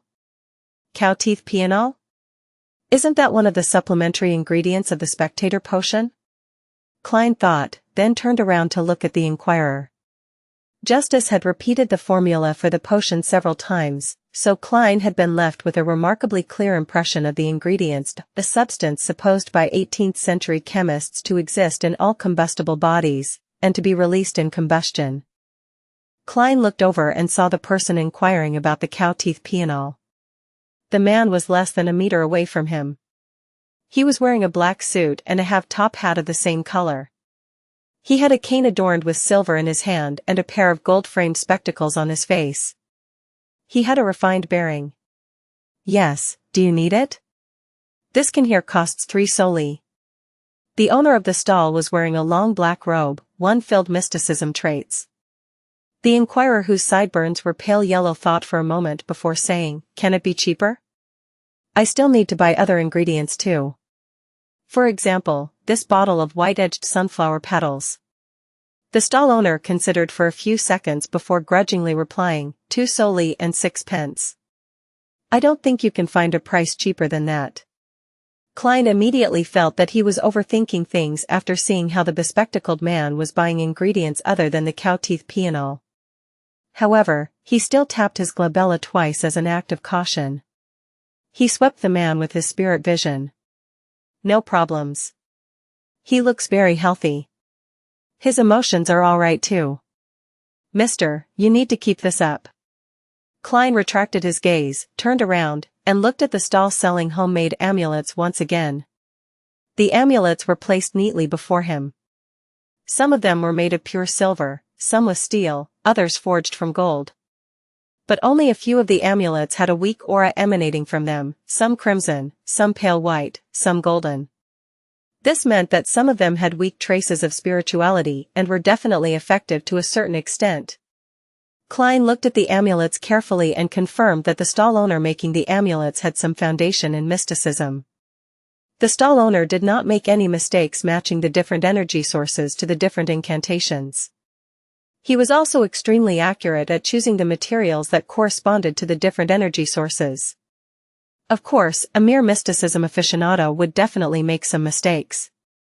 Klein noticed that the stall owner did not fully understand the incantations. One could not create an incantation simply by translating the content of the prayer into Hermes. The incantations had to follow a certain format that followed unique rules. The other problem was that the stall owner had made mistakes of varying degrees when he was choosing a suitable symbol for the energy sources. That explained why there were only 2 or 3 amulets releasing the faint light out of the dozens that were laid before him. As for how much of an effect the 2 to 3 amulets would have, Klein could only say that it was better than nothing. An amulet that was truly equipped with obvious effects needed the craftsman to release his spirituality from a blade while carving the incantations and symbols. If one wanted even better results, they would have to supplement it with ritualistic magic. And these two things were not something an ordinary person could achieve. Klein tapped his glabella twice, then pointed at the upper left corner of the stall with his black cane. How much for these two? He did not ask about the amulets that had a rudimentary colored aura, but half-completed items. Other than external shape, they had not been carved with incantations or symbols. To Klein, there was no reason to purchase the amulets that had weak effects. What he wanted to do was to transform the half-completed amulets into true amulets. I'll make amulets that can protect a person from danger, one each for Benson and Melissa. As for my own, I can ask the Nighthawks to supply me with the ingredients. Man, I must have been influenced by old Neil. I don't feel any guilt when doing something like that. Klein's mind wandered as he watched the stall owner pick up the half-completed silver amulets. The first silver amulet was elongated and had a cavity in the middle. Around it were patterns of angel-like feathers. The craftsmanship was intricate and was very beautiful. The other was simple, almost completely devoid of any additional decorations or carvings. It had a vertical line representing the night, and a circle representing the crimson moon. Klein, who paid much attention to appearances, took a liking to them immediately. This is 6 solely, the middle-aged stall owner said, pointing to the intricate amulet. He was a man of few words. After pausing for a while, he rubbed the simpler piece and said, "This is 5 solely 3 pence. That's too expensive. They are still far from being an amulet."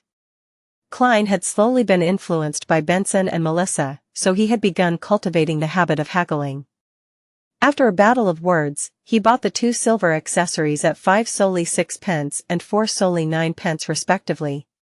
Yeah, they can only be considered silver accessories for the time being. Klein had that in mind. The 10 solely 3 pence was deducted from the reimbursement he received for his divination club membership. Klein received the 2 silver accessories and placed them into his pocket. He was about to head to another stall when he heard a gentle voice. "Sir, why are you not buying a completed amulet?" Klein turned his head over and found a teenage girl asking him the question.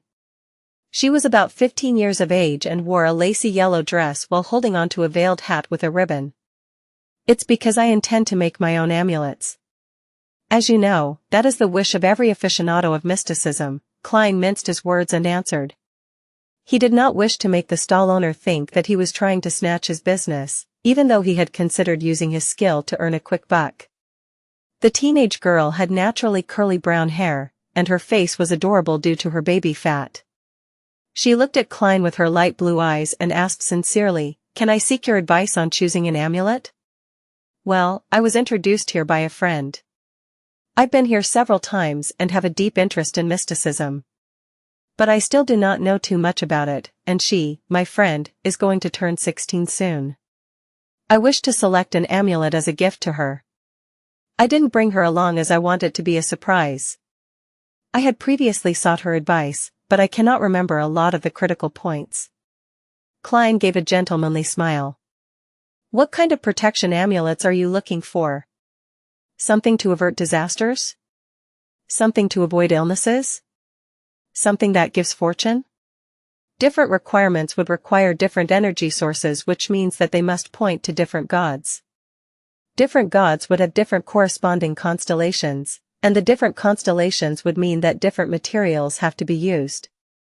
For example, the incantation for averting disasters would belong to the Empress of Disaster and Horror, who is the Evernight goddess.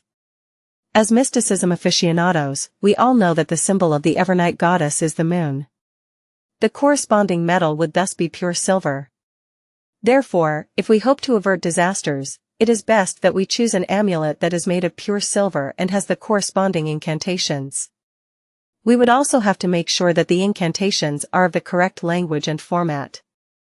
The corresponding symbol of the Empress of Disaster and Horror means the path number, the spell's characteristic, and the relative positions of the symbols, etc., must also be correct.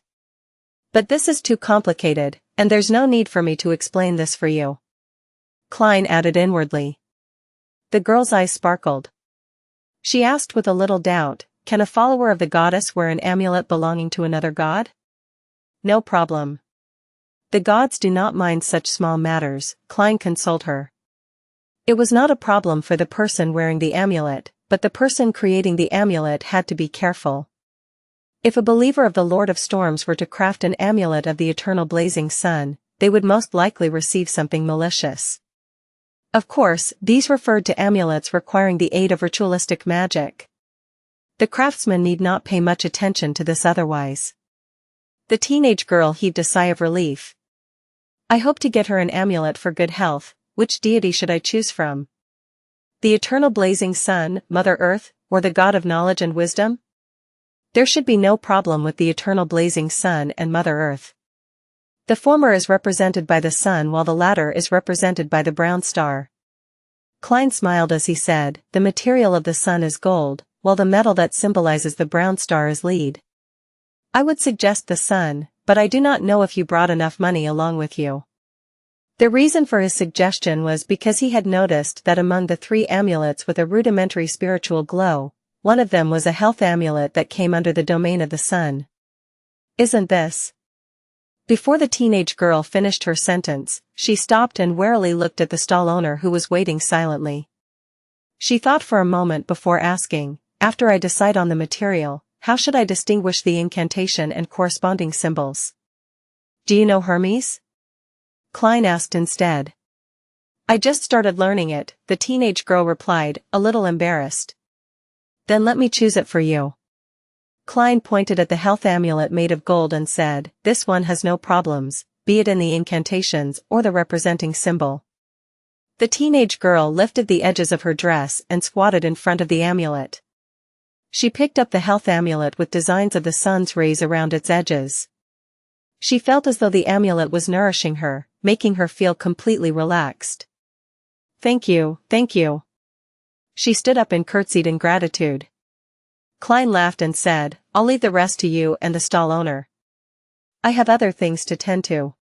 He looked at the stall owner as he spoke and noticed that the man had a weird look in his eyes, as if deciding if he had to give a cut of the profit to Klein. With a smile, Klein did not bother with the matter anymore. He continued touring the underground market, but he didn't notice any true extraordinary materials. At this point, old Neil had already paid off his debt. He was holding a dark-colored wooden box in his hands. He pointed to the other room behind and said after he noticed Klein's look of doubt, go there if you wish to buy or sell extraordinary materials. After all, no one wishes to let others know what extraordinary items they are purchasing. I understand. Klein nodded as though in thought. There was no need for him to go there for the time being. He headed toward the exit of the underground market together with old Neil. How much for these elf flowers?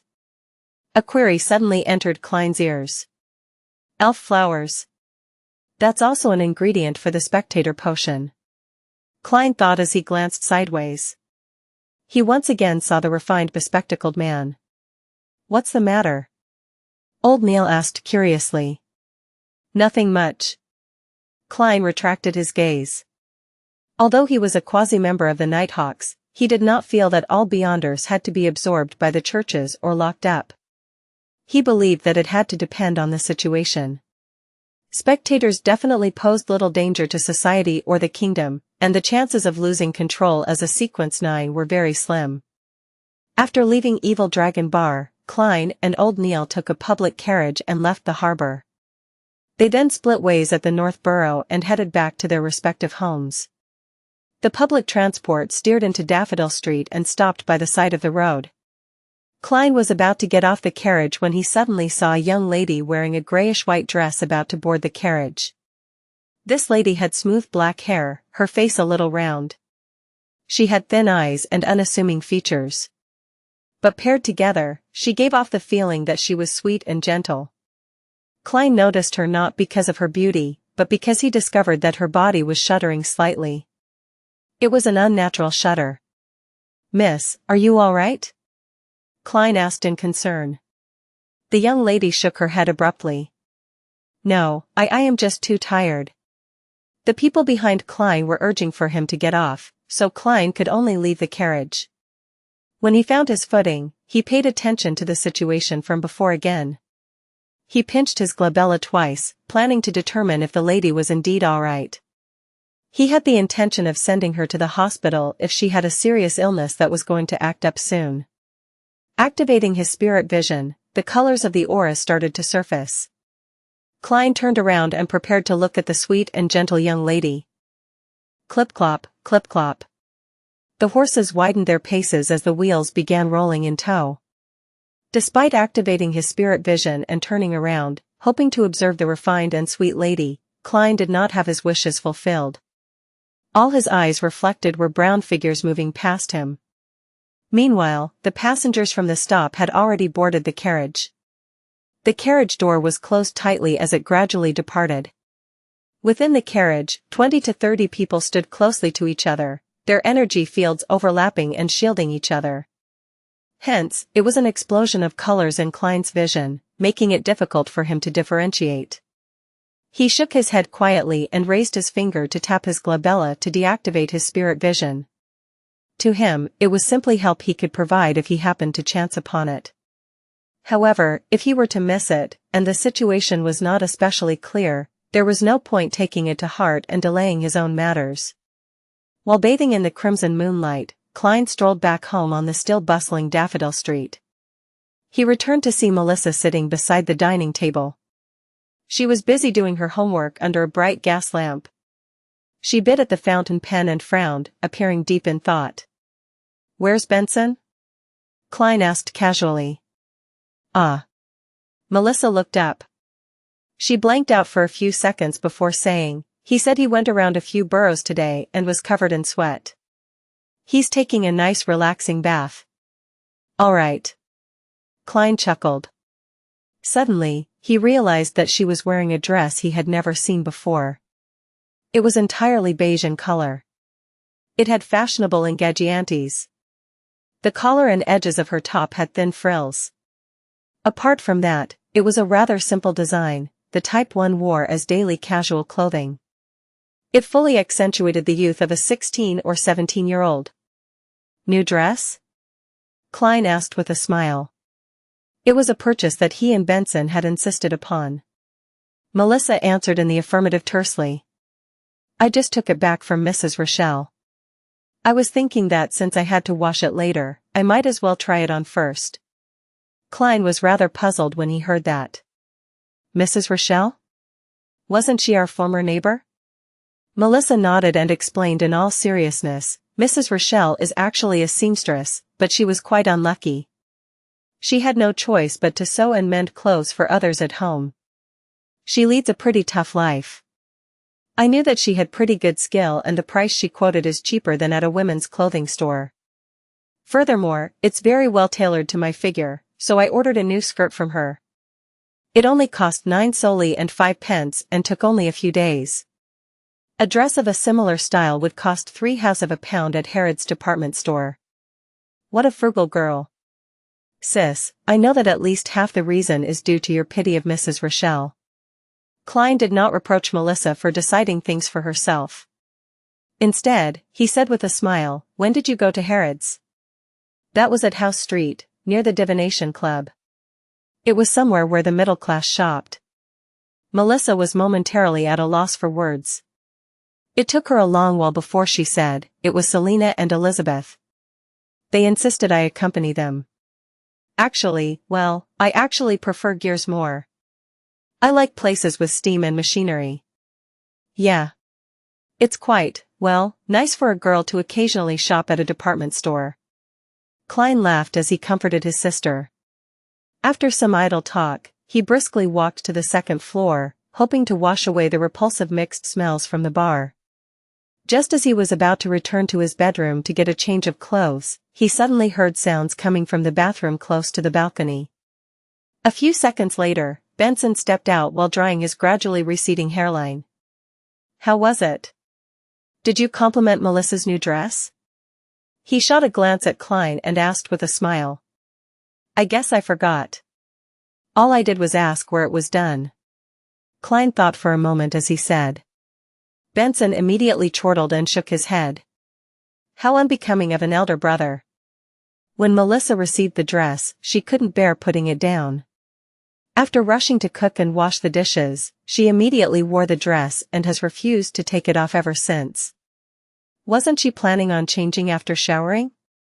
She can wash and starch the clothes while doing so. Klein subconsciously refuted with the explanation that Melissa had given. Tisk. Benson sighed. It's been scorching the past few days. She was busy in the kitchen for a long time, so I believe she would feel much better doing her homework after a shower. That's right. Klein was suddenly enlightened as he gave his brother a knowing smile. So that's what kind of person you are, Melissa. There's nothing wrong with a girl caring for her appearance. There's no need to find excuses. The corners of his mouth curved up as he shook his head gently before walking into his bedroom. While he was showering, Klein faintly heard knocking downstairs. He immediately wondered. Doesn't the worker who's in charge of collecting coins for the gas meter come only once every 2 weeks? Could it be Mrs. Shoud from next door? That can't be. It's said that this lady strictly abides by the etiquette of middle-class society. She would not visit at an inappropriate time. In his puzzlement, Klein wiped dry his body. Wearing old but comfortable shirt and trousers, he came down the stairs. He surveyed the area but did not notice any strangers. He asked, was someone at the door just now? Benson, who was reading the newspapers casually, said with a smile, it was Bitch Mountbatten, one of the policemen in charge of Iron Cross Street. He asked if we met an 18 or 19-year-old boy who has a rotund face. He even gave us a sketch to identify. Unfortunately, neither one of us have seen him, or we would have received a reward. What about you? Nope. Klein had a general idea what was happening. Instigator Triss had successfully escaped the evil dragon bar at the harbor. He had escaped somewhere close to Iron Cross Street and Daffodil Street, therefore, the police were making visits from door to door. And to go this far made it clear that the operation of nabbing the instigator had completely failed. Klein did not bother himself with the situation. He had yet to begin combat training. He only had basic mastery of shooting, so to consider dealing with a natural assassin was simply using his life as a joke. He did not sleep well that night. He kept worrying that the instigator would infiltrate their house to hide, causing another massacre. Thankfully, Daffodil Street was quiet the entire night, with the morning sun rays dispersing all the fog. The relaxed Klein changed into formal attire, wore his top hat, held his cane, and went all the way to Zutland Street. He greeted Roseanne at the reception hall. Good morning, Klein, replied Roseanne happily. She suppressed her voice and said, I heard the huge operation last night failed? The operation to nab Instigator Triss? Klein asked in curiosity. Yeah. Roseanne nodded heavily. She shot a glance at the partition and said, apparently an informant of the mandated punishers discovered the instigator at the harbor.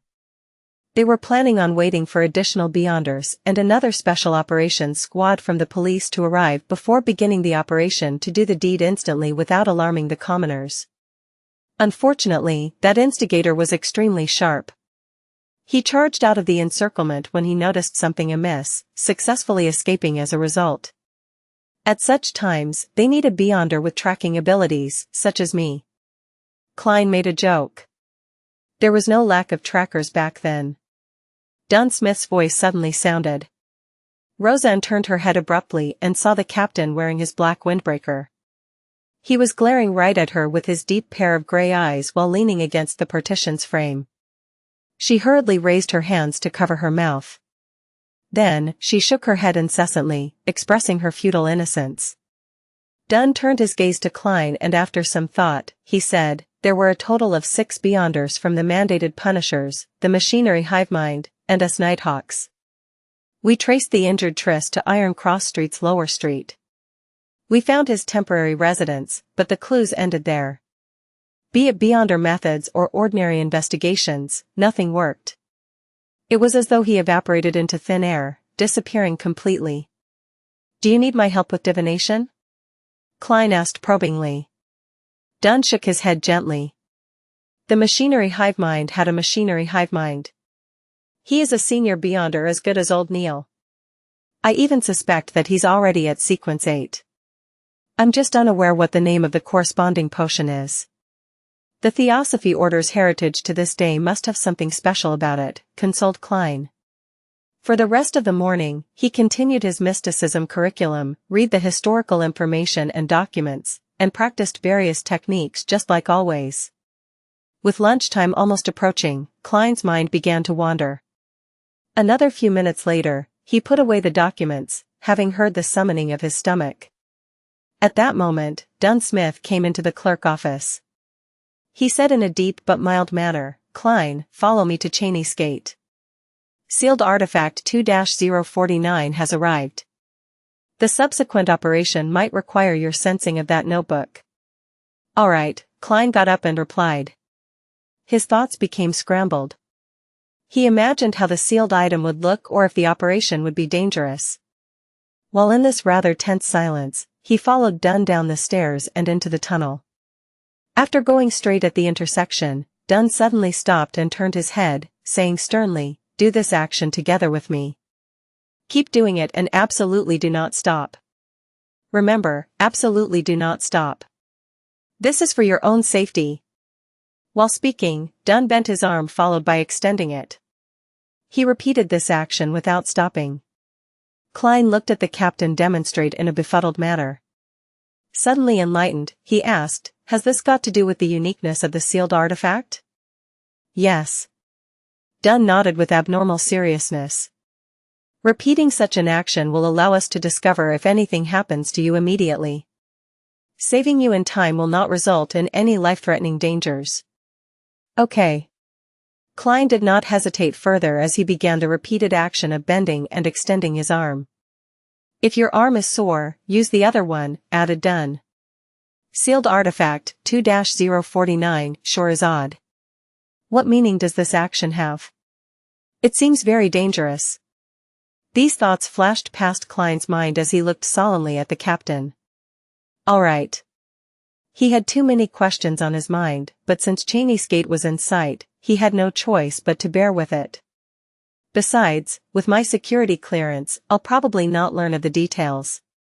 I can only do as I'm ordered.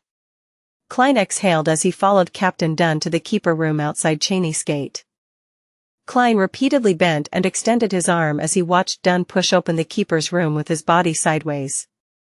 The captain's carefulness and high alertness, as well as the ridiculous and laughable protective actions, left him feeling abnormally tensed. The feeling was identical to what he felt when taking tests of courage that required him to walk through spooky cemeteries at night in his youth. A Grade 2 sealed artifact. Dangerous. To be used with care and moderation. It is something even a formal Nighthawk member does not know the details to. It is unknown how dangerous it is. Amid his tense nerves, Klein found it impossible to curb himself from overthinking. At that moment, his brain suddenly turned numb as though a power switch had been flicked off. Everything in Klein's vision turned slow. Even his arm actions shared the same fate. He saw Captain Dunn stop in his tracks. He came close to him as though in slow motion, extending his palm out slowly before pushing him in the shoulder. Suddenly, Klein's thought processes and vision were restored to normal at the same time. It was as though everything from before was just an illusion. "What happened?" he whispered amid his fright and confusion. Dunn shook his head and said in a deep voice, "Observe carefully." The moment he finished his sentence, he turned around and walked into the keeper's room. Klein followed closely behind and saw 4 other people in the room. They were either seated or standing. One of them was the midnight poet, Leonard. The other 3 were people Klein had never met before. However, all of them shared a common trait. They were all doing the extending and bending arm exercise with utmost seriousness. Klein Moretti has a miraculous connection with the Antigonus family's notebook. Dunn gave a brief introduction. Then, he pointed to the other 3 strangers and said, "These lady and gentlemen are colleagues from the Backlund diocese. They escorted sealed artifact 2-049 here. This is Madame Larata, Sequence 8 Gravedigger. She is a master sharpshooter." At that moment, the black-haired woman who looked about 30 nodded at Klein in a friendly manner. She looked pretty good. She did not wear a hat and was dressed in what appeared like male attire, a black coat with a white shirt, tight black trousers and black leather boots. The corners of her mouth were slightly curved up. After Klein exchanged greetings, Dunn pointed to a man seated behind the desk. "Iyer Harson, someone just like me." Before he finished his sentence, Klein saw Mr. Iyer Harson in his grey windbreaker turn sluggish with his arm motion. It was as though a gear had lost its lubricant or a joint covered in rust. "What's wrong?" Amid Klein's daze, he saw Lorada push Iyer Harson. Only then did the gentleman's actions return to normal. "Was I like that previously?" Klein was first taken aback before he came to the realization. This indicated the dangers that sealed artifact 02-49 held. What would happen if one was not awoken in time? Would one become a zombie? Filled with questions, Klein greeted the charming middle-aged Iyer Harson. "Borja," Dunn said as he pointed to the last Nighthawk. Borja was a cold man with a knife scar on the side of his face. His sharp brown eyes were like an eagle's. He was constantly observing everyone in the room. "Let's set off. The faster we end this, the faster we can seal 2-049, the handsome Iyer Harson said as he stood, his eyes revealing some wrinkles. "So, where is 2-049? Klein surveyed his surroundings curiously but did not notice any traces of the sealed artifact. Of course, he could not see the areas obscured by the table without activating his spirit vision. "All right," Dunn turned and looked at Leonard Mitchell. "You'll be in charge of driving. It is best not to involve Cesare with matters like this." Cesare was the clerk in charge of procuring and collecting supplies for the Tingen Nighthawks while standing in as a carriage driver. He was the one who drove Klein to Welch's home to meet the spirit medium daily. "No problem."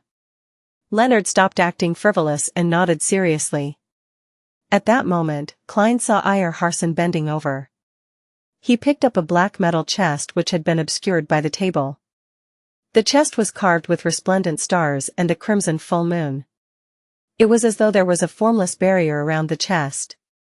The sealed artifact should be inside there? I wonder what 2-049 looks like. Klein observed the chest curiously. Thump.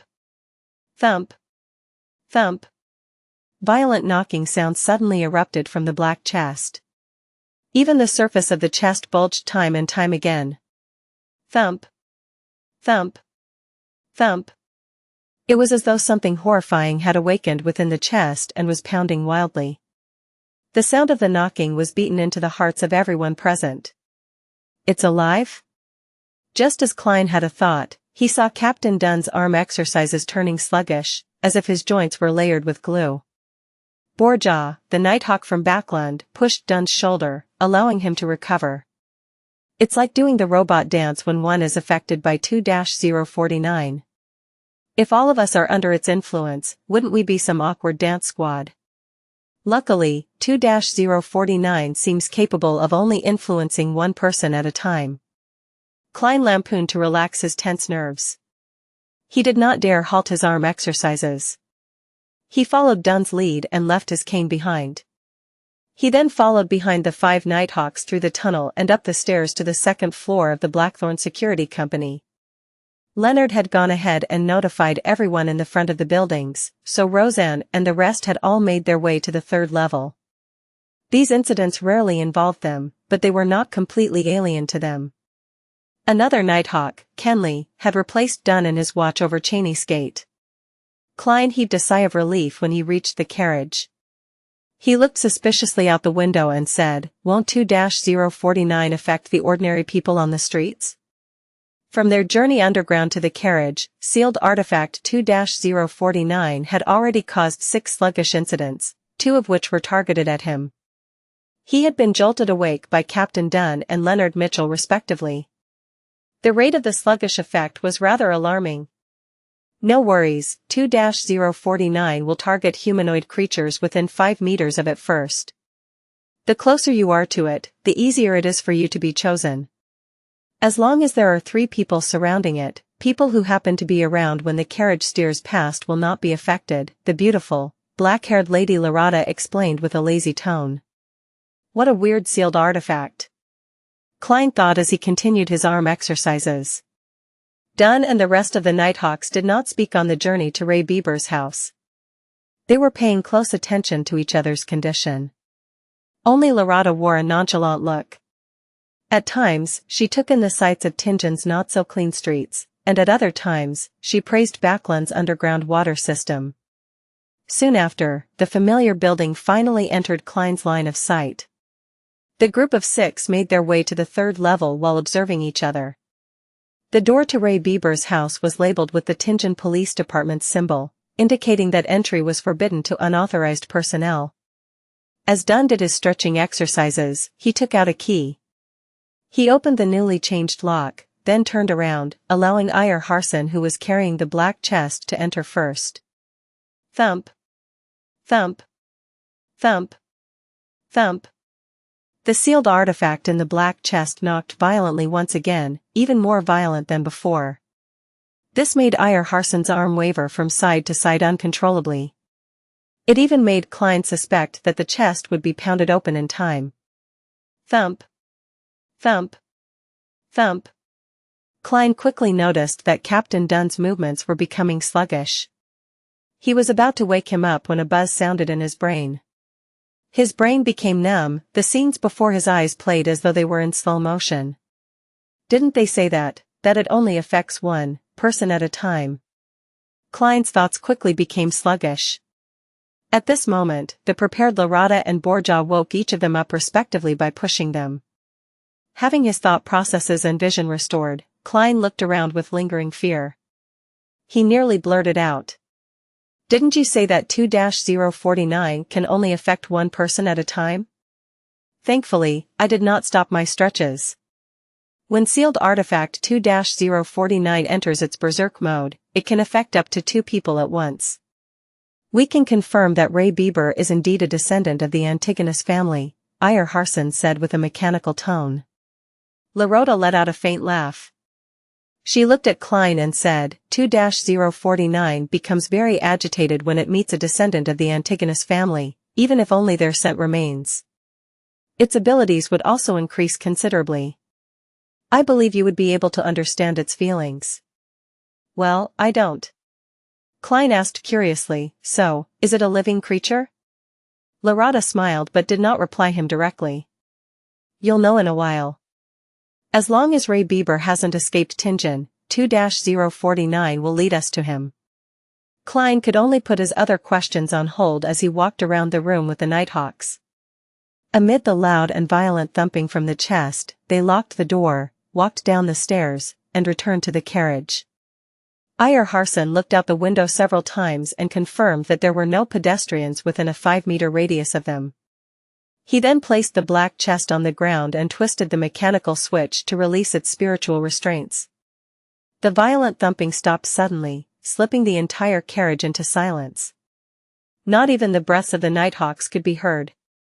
Klein held his breath as the black chest opened slowly. A sharp creak that hurt his ears could be heard. Creak. The chest fell as a slender brown arm extended out of the chest. It was about the length of a child's finger.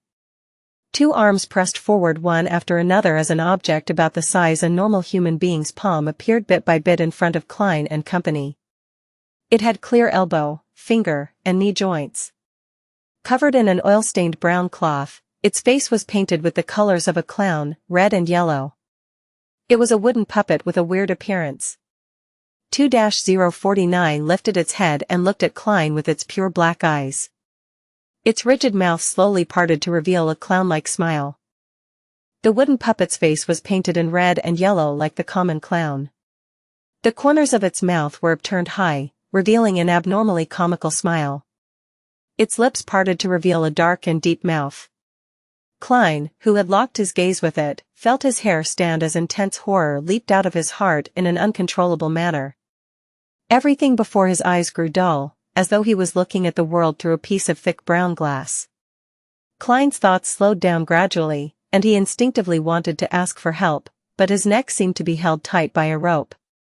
He couldn't make a single sound, and the single word was trapped in silence. Just then, Dunn noticed his arm exercises becoming sluggish and pushed him heavily. The brown glass before Klein's eyes shattered in an instant. He blurted out the word help, which had remained dormant in his throat. It reverberated within the carriage, with sharp panic. "It's getting stronger," Klein spoke in a very certain tone. Being next to a strange sealed artifact like 2-049 really placed on in terrifying peril if they were not careful. No, it was totally impossible to guard against it. It could only be avoided through other methods. "It's normal," Harson said steadily, nodding. Larada chuckled. "It seems to like you? Don't worry. It is a relatively less dangerous grade 2 sealed artifact." In her naturally languid voice, the puppet whose joints clearly reflected a human stood up. It began tottering towards its left. Its action was incomprehensible, just like a steam engine that someone had rusted due to a lack of lubricating oil. Robot dance. Klein suddenly had the few Chinese words pop into his head. He had a new guess of the danger 2-049 posed. It assimilates the living things that it seizes control of? If I am not woken up in time by the others, would I have become a human-sized puppet, a real-life Barbie doll? Just as thoughts flooded Klein, Harson was awoken by Dunn. He extended and bent his arms as he pointed in the direction that the puppet was walking slowly towards. He said to Leonard, who was driving the carriage, "Over there." Leonard couldn't make the carriage pass through the building, so he had to detour. During the detour, 2-049 constantly adjusted the direction that it was facing. It acted like a compass that pointed towards the Antigonus family. Upon seeing the scene, Klein, who was constantly exercising his arms, nearly burst out laughing under the tension. "I heard that 2-049 was created by the Antigonus family. Is this an act of loyalty or the perfect example of screwing things up?" Leonard drove the carriage according to Harson's occasional instructions. Whenever the strange puppet 2-049 walked to the edge of the carriage, Harson would pull it back and start it all over again. Every time that happened, its mouth would open and two people would be under its influence simultaneously. Klein's taut feelings gradually began to relax. He realized that sealed artifact 2-049 was not as scary anymore. As long as there were more than 3 people present and they constantly maintained their arm motions, if they made sure to wake their partners in time, 2-049 was merely a puppet with slightly unique characteristics. The carriage traveled at high speed, and quickly arrived at the harbor, where warehouses were clustered. After circling a few times, they confirmed that 2-049 intended to enter the innermost grayish-white warehouse. Harson's expression turned solemn. He grabbed the puppet carefully and stuffed it back into the black chest. Thump. Thump. Thump. Under constant ferocious knocking, woke up again and again with the help of Borja and Larada as he activated the mechanism with great effort. He then injected his spirituality and activated the star and crimson symbols on the chest. At the reappearance of the formless seal, Harson let out a long heavy breath. "Let's get down," Dunn Smith said with a low and mild voice. "Leonard, tying the horse here will do." Dressed in windbreakers, suits, or shirts, the 6 left the carriage and walked into the innermost warehouse. As they walked, they uniformly stretched and bent their arms. This added a comical and ridiculous vibe to the rather tense situation. The Nighthawk awkward dance squad. Klein could only complain inwardly to ease such a feeling. However, there was no other way around it. According to his observations, 2-049 first affected the upper body. Therefore, to detect it in time to prevent a more dangerous situation from developing, they only had the choice of extending and bending their arms, shake their necks or bodies. However, the latter only made one look like a hooligan. As for actions like blinking eyes and striking one's eyebrows, they were either too easily ignored or the action was too big. Neither was a good option.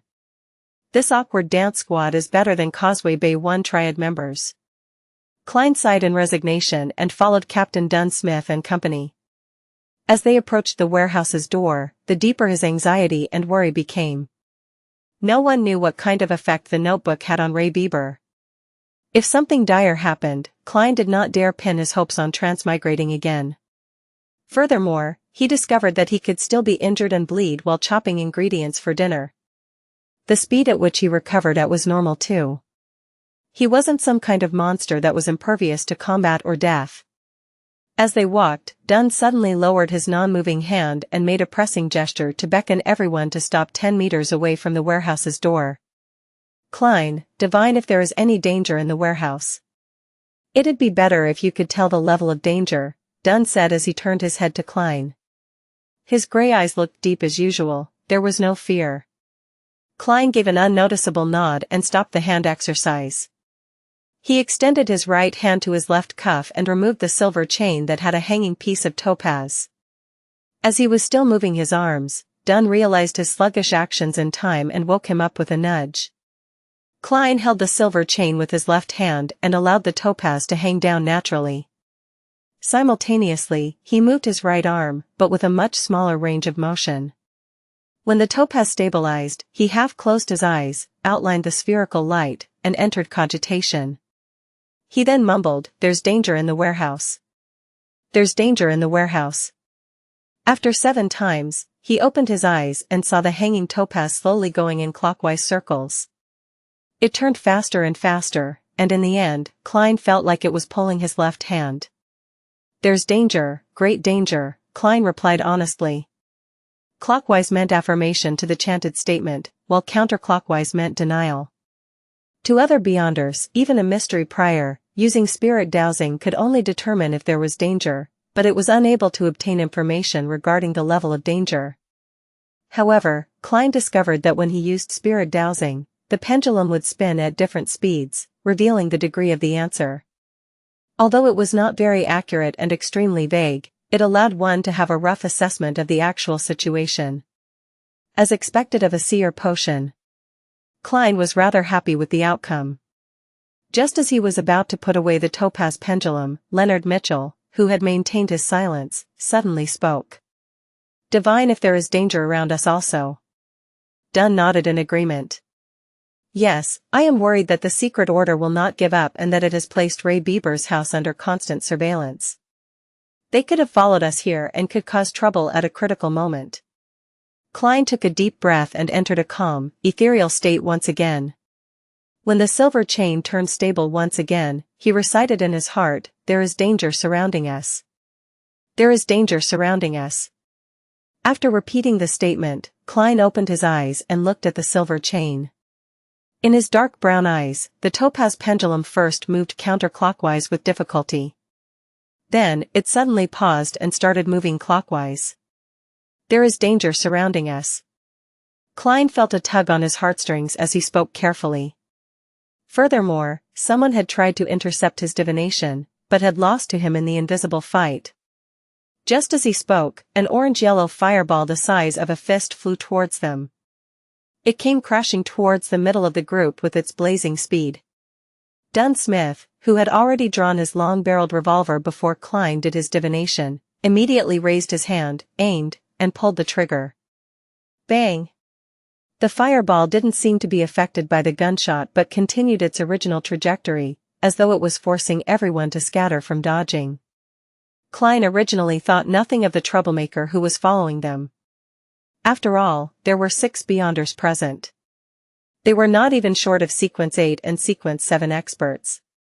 It was a lineup that was practically unstoppable in a small city like Tianjin. But when the fireball smashed down, he came to a sudden realization. To them, the most dangerous enemy was not the tracker nor the troublemaker, it wasn't even Ray Bieber who was in the warehouse in an unknown state, but the sealed artifact 2-049. Once they dispersed and the battle began, they wouldn't be able to wake each other in time. Then, they would turn into real-life puppets one after another. As these chaotic thoughts bombarded him, Klein was pulled by Leonard aside to dodge the fireball. Without the time to feel anguish for his clothing, he saw the Nighthawk split off into 2 groups while dodging. It was done very orderly. Poof! The orange-yellow fireball landed on the ground but didn't stir one bit of dust. It disappeared as though nothing had happened. An illusion? Just as this thought came to him, Klein saw Iyer Harson lift the black chest and threw at least 10 meters away. "Stay away from it. Watch it," Iyer shouted. Before he finished his shout, Leonard and Borja had separately approached it. They stood at least 7 meters from the chest to prevent anyone from approaching. As for Dunn and Larada, they each held guns. They stood beside Iyer Harson, who had drawn a thin silver sword. They took up a formation resembling a crescent as they rushed towards the origins of the fireball, while taking note of the peripheral regions. Upon seeing this scene, Klein, who needed to do the arm exercises without his cane, immediately heaved a sigh of relief. He realized he had overlooked an important matter. 2-049 had a limited range of influence. As long as they were at a sufficient distance from it, they did not need to worry about the danger. Klein rolled over and stood up. He stuffed his topaz pendulum into his pocket with one hand while he reached into his holster for his revolver with the other. The location in Hong Kong. Under the illumination of the afternoon sun, Klein in his dust-coated clothes quickly twisted his revolver's barrel to remove his self-imposed safety. He went into a shooting stance, allowing the light to reflect from the bronze body of the revolver. He held the revolver with one hand, and moved his other arm, cautiously paying attention to anything that could happen around him. At the same time, he was a little worried for Captain Dunn and Mr. Iyer Harson.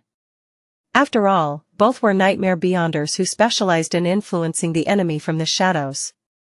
He did not know if they were adept at direct combat. Just as Klein was having these considerations, Iyer Harson slowed down, his expression becoming serene and peaceful.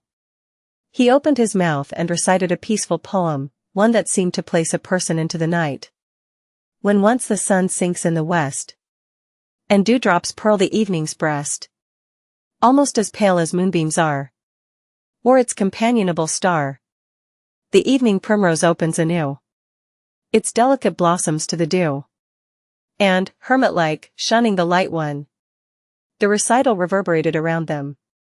Klein nearly lost his tense feelings and completely relaxed. He was lucky that he had experienced something similar before and was not facing Iyer Harson. Thus, he quickly collected himself and entered a half-cogitative state to combat the influence of the poem. Phew! He let out a sigh of relief. He no longer had any doubts about Dunn's and Iyer's direct combat abilities. As he had only advanced recently and still did not have a deep understanding of sequence potions, Klein had forgotten that the Sequence 7 Nightmare was the advancement of Sequence 8 Midnight Poet. They could keep whatever abilities they had before and, in fact, enjoy a small increase in their abilities. The impression Klein had of Midnight Poets all came from Leonard Mitchell. He knew that this job inherited the unique traits of a Sleepless. They were good at combat, shooting, climbing, and sensing. They were also adept in influencing the living creatures around them through the use of various poems. In simpler terms, they were violent poets.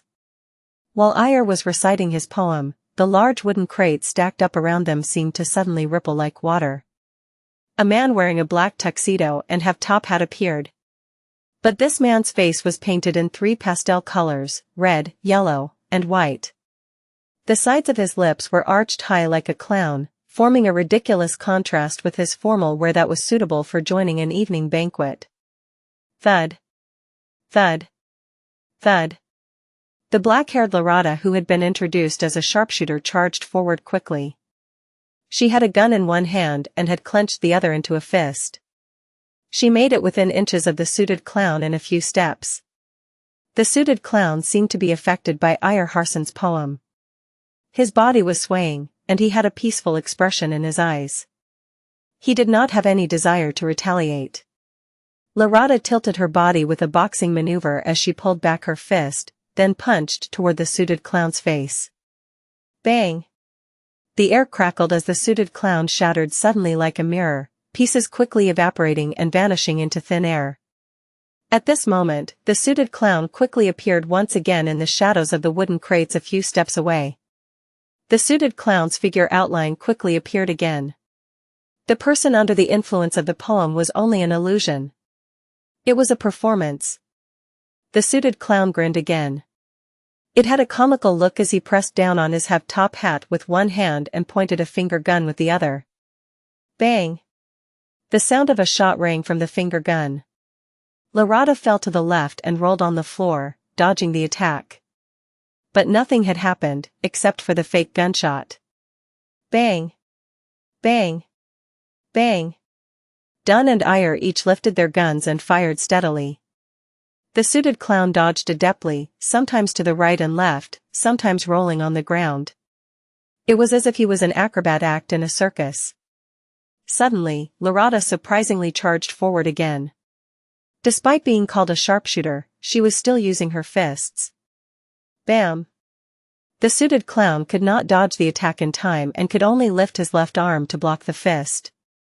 Seeing the clown stop, Dunn and Iyer did not hesitate to each take aim and pulled the trigger. At this moment, the arm that the suited clown used to block Larada's fist ignited with an orange-yellow flame. In an instant, the flame enveloped the suited clown and spread towards Larada. Bang! Bang! Dunn and Iyer fired their revolvers, hitting the ball of flame. The flames burned rapidly and soon, all that was left were black ashes floating in the sky. But the suited clown once again appeared behind the stack of wooden crates close by. He lifted his right hand and pointed a finger gun once again. Bang! Amid the illusory gunshot, Larada suddenly stopped in her tracks. She did not charge forward. Mud was splattering in front of her as a bullet appeared. The suited clown was no longer delivering an illusion with this strike. It was hard to discern real from fake, reality from illusion. Bang! Bang! Bang! The suited clown shot at Dunn and Iyer repeatedly while hiding away and appearing at random times. Upon seeing this, Larada squinted and lifted the dull gold revolver in her left hand. Bang! The suited clown suddenly squatted down, avoiding the fatal shot. His top hat was sent flying backward, falling to the ground. The bullet had left a visible scorch mark on the hat. After rolling a few times on the floor, the suited clown scaled the stacks of wooden crates with the agility of a monkey. He shot air bullets out of his finger gun from the high ground. Iyer Hansen took a few steps back and lowered his gun. He began his recital once again. Wastes its fair bloom upon the night. Who, blindfold to its fond caresses, knows not the beauty it possesses. The suited clown jumped repeatedly between the crates. He suddenly raised his hand to scratch his ears and looked at Iyer with a comical smile. Could he have stuffed his ears? The sequence potion that the secret order possesses sure is weird. Klein observed the fight from far away as he made silent guesses. Just as his thoughts flashed through him, he suddenly saw a figure appear at the top of a warehouse beside him. Furthermore, it was running straight inside where Ray Bieber was hiding. That figure was dressed in a grayish-white uniform, one which workers at the docks wore. His face also appeared to be painted red, yellow, and white. The suited clown is responsible for distracting Captain and the rest while the other person retrieved the diary? Klein instinctively raised his right hand and shot at the figure on the roof. He had just taken aim when the figure suddenly squatted, switching from running to rolling on the ground. Bang! Klein did not stop pulling the trigger. He saw the figure suddenly pause, blood blooming in a spurt. The figure looked at him in shock. While bearing the pain, he continued charging into the warehouse. That felt like a lucky shot. Klein twitched his lips and pulled the trigger once again. This time, the bullet hit the wooden roof beside the figure. Bang! Bang! Bang! Leonard and Borja also shot but did not hit the figure. Klein wanted to criticize how terrible their shooting skills were as compared to his when he suddenly stopped pulling the trigger. That's right. Why must we stop him? Didn't I divine that there is grave danger in the warehouse just now? Wouldn't it be great if we let that guy be the vanguard and step on the landmine for us? Leonard and that Mr. Borja must have had the same idea. With this thought, Klein lifted the barrel of his revolver and shot at the sky. Bang! Bang! Bang! As the gunshots rang, the figure managed to reach the innermost region of the warehouse unobstructed. He lunged downwards, slamming into the roof as he fell down with the collapsing roof. Immediately following the commotion, the black-haired Larada's eyes suddenly turned black. Her left hand began making a strange pulling action. The suited clown's jumping action suddenly came to a pause as his ankle seemed to be grasped tightly by an invisible hand. Dunn did not shoot immediately and instead pointed his revolver downward.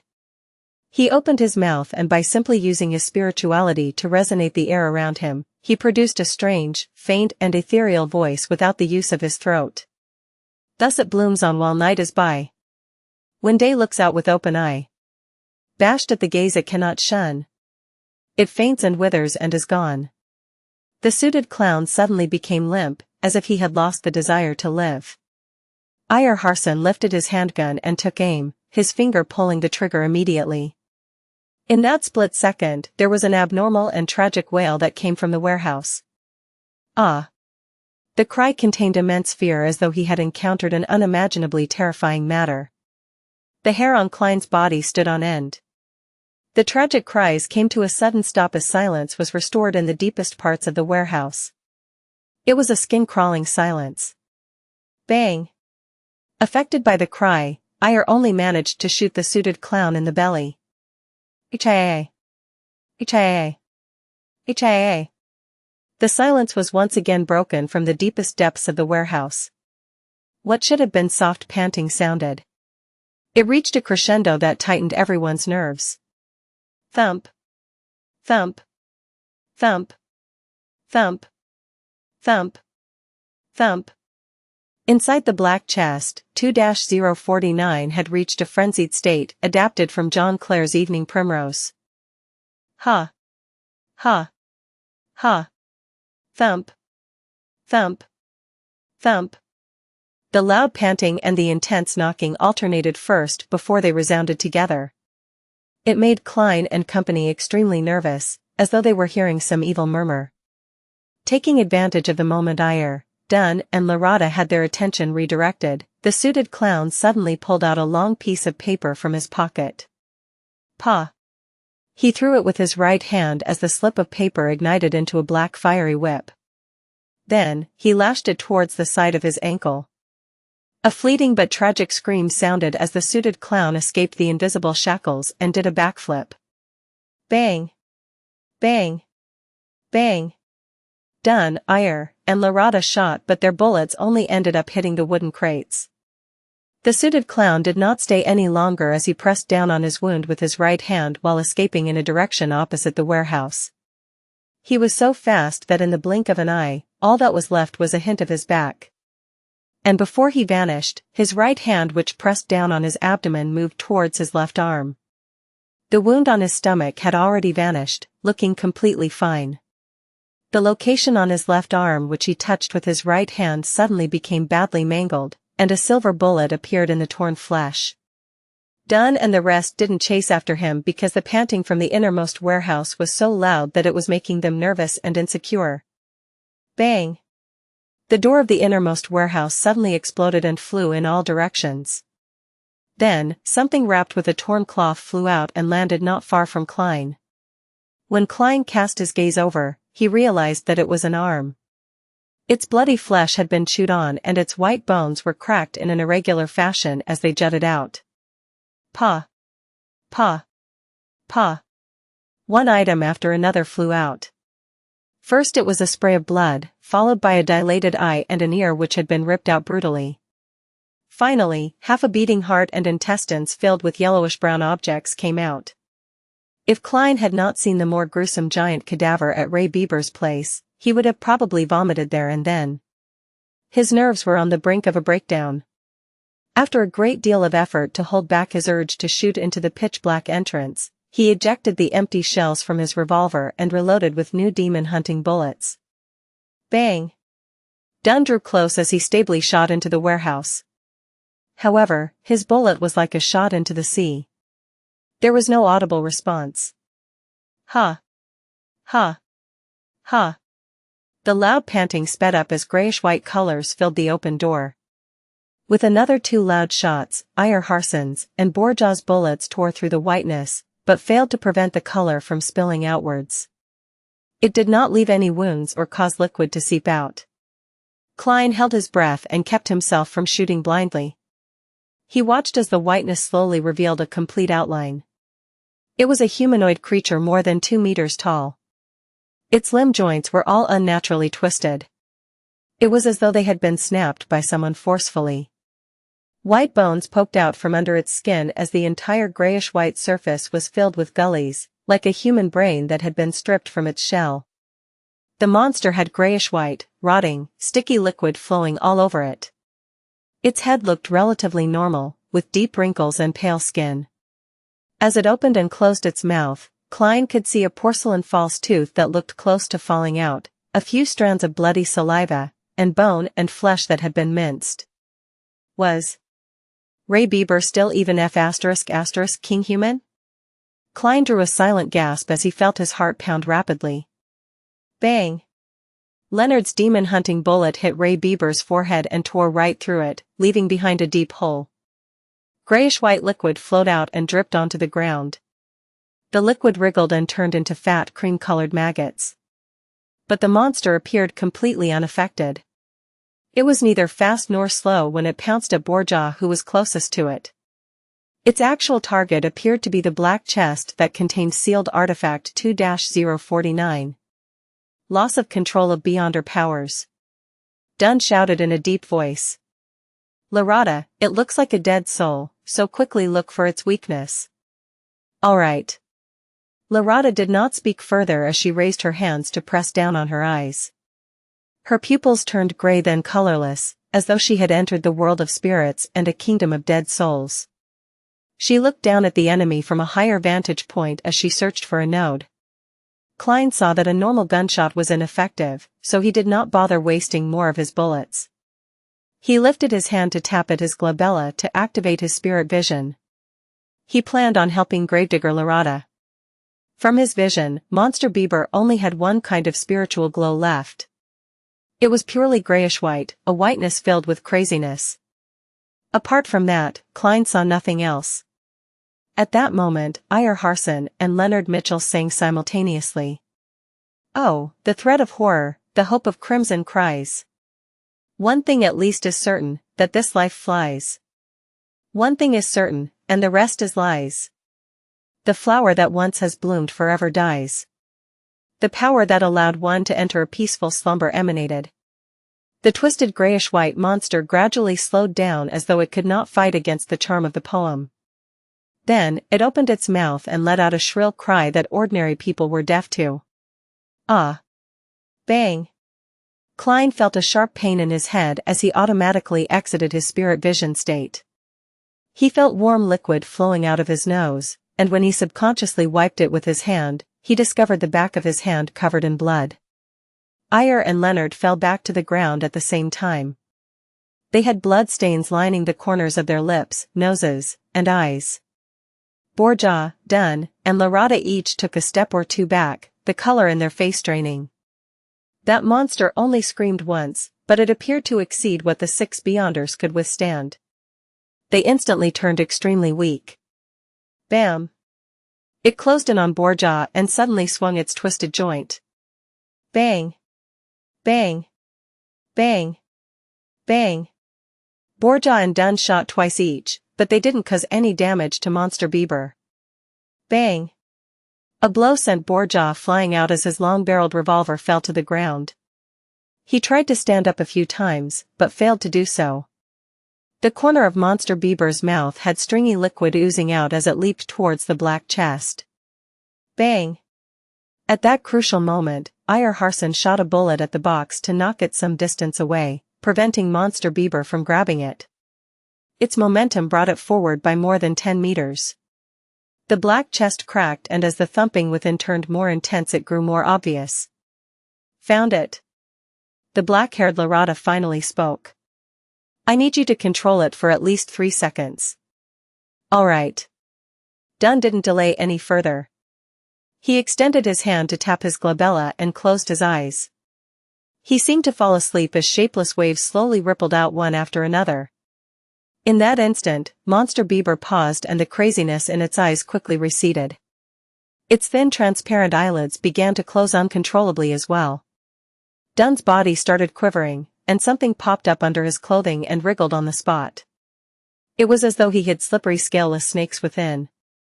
Larada rushed over and with a roll, arrived under Monster Bieber.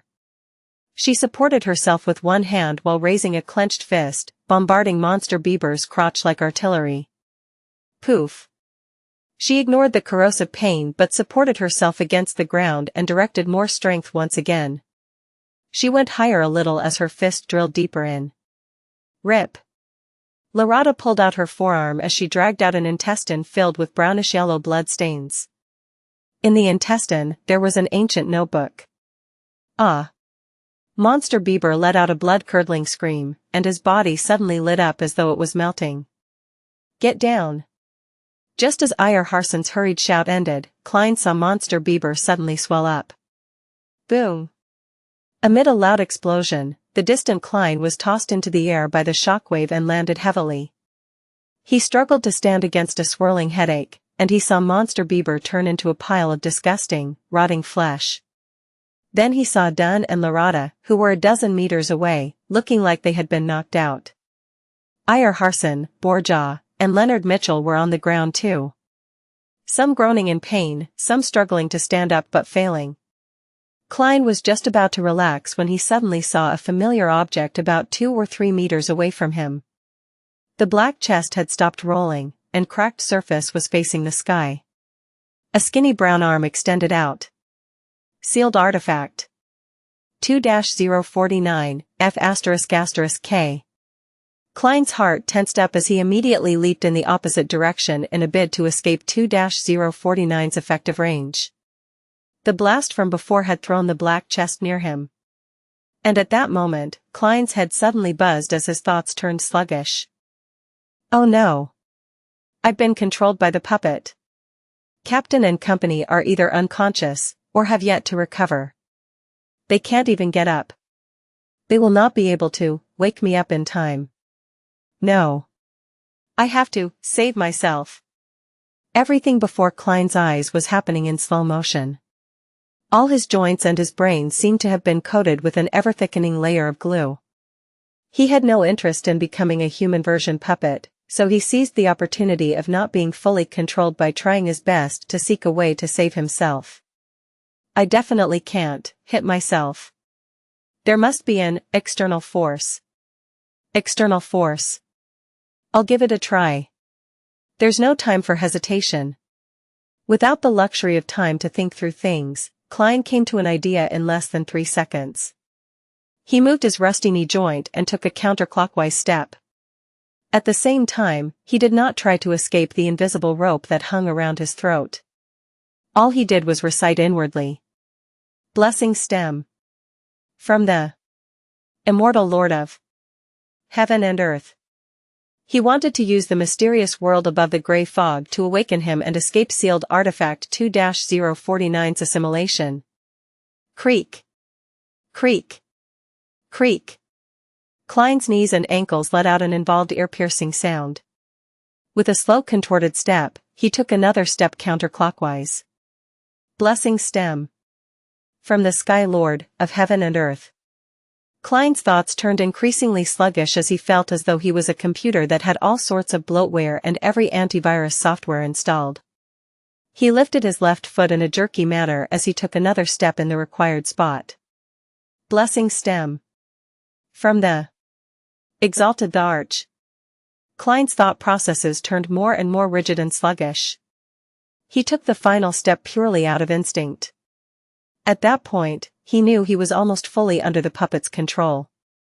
Even if Iyer Harsen could get up in time to save him, he would probably be unable to be awakened. But his strong desire to live made him chant the final line of the incantation. Blessings. Stem. From the celestial. Worthy. Just as he finished his incantation, the extremely chaotic and hysterical shouts and murmurs sounded.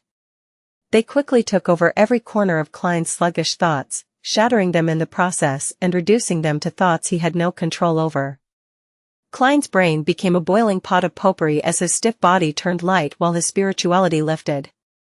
Endless grayish-white fog and the dark red stars of varying distances appeared once again before his eyes.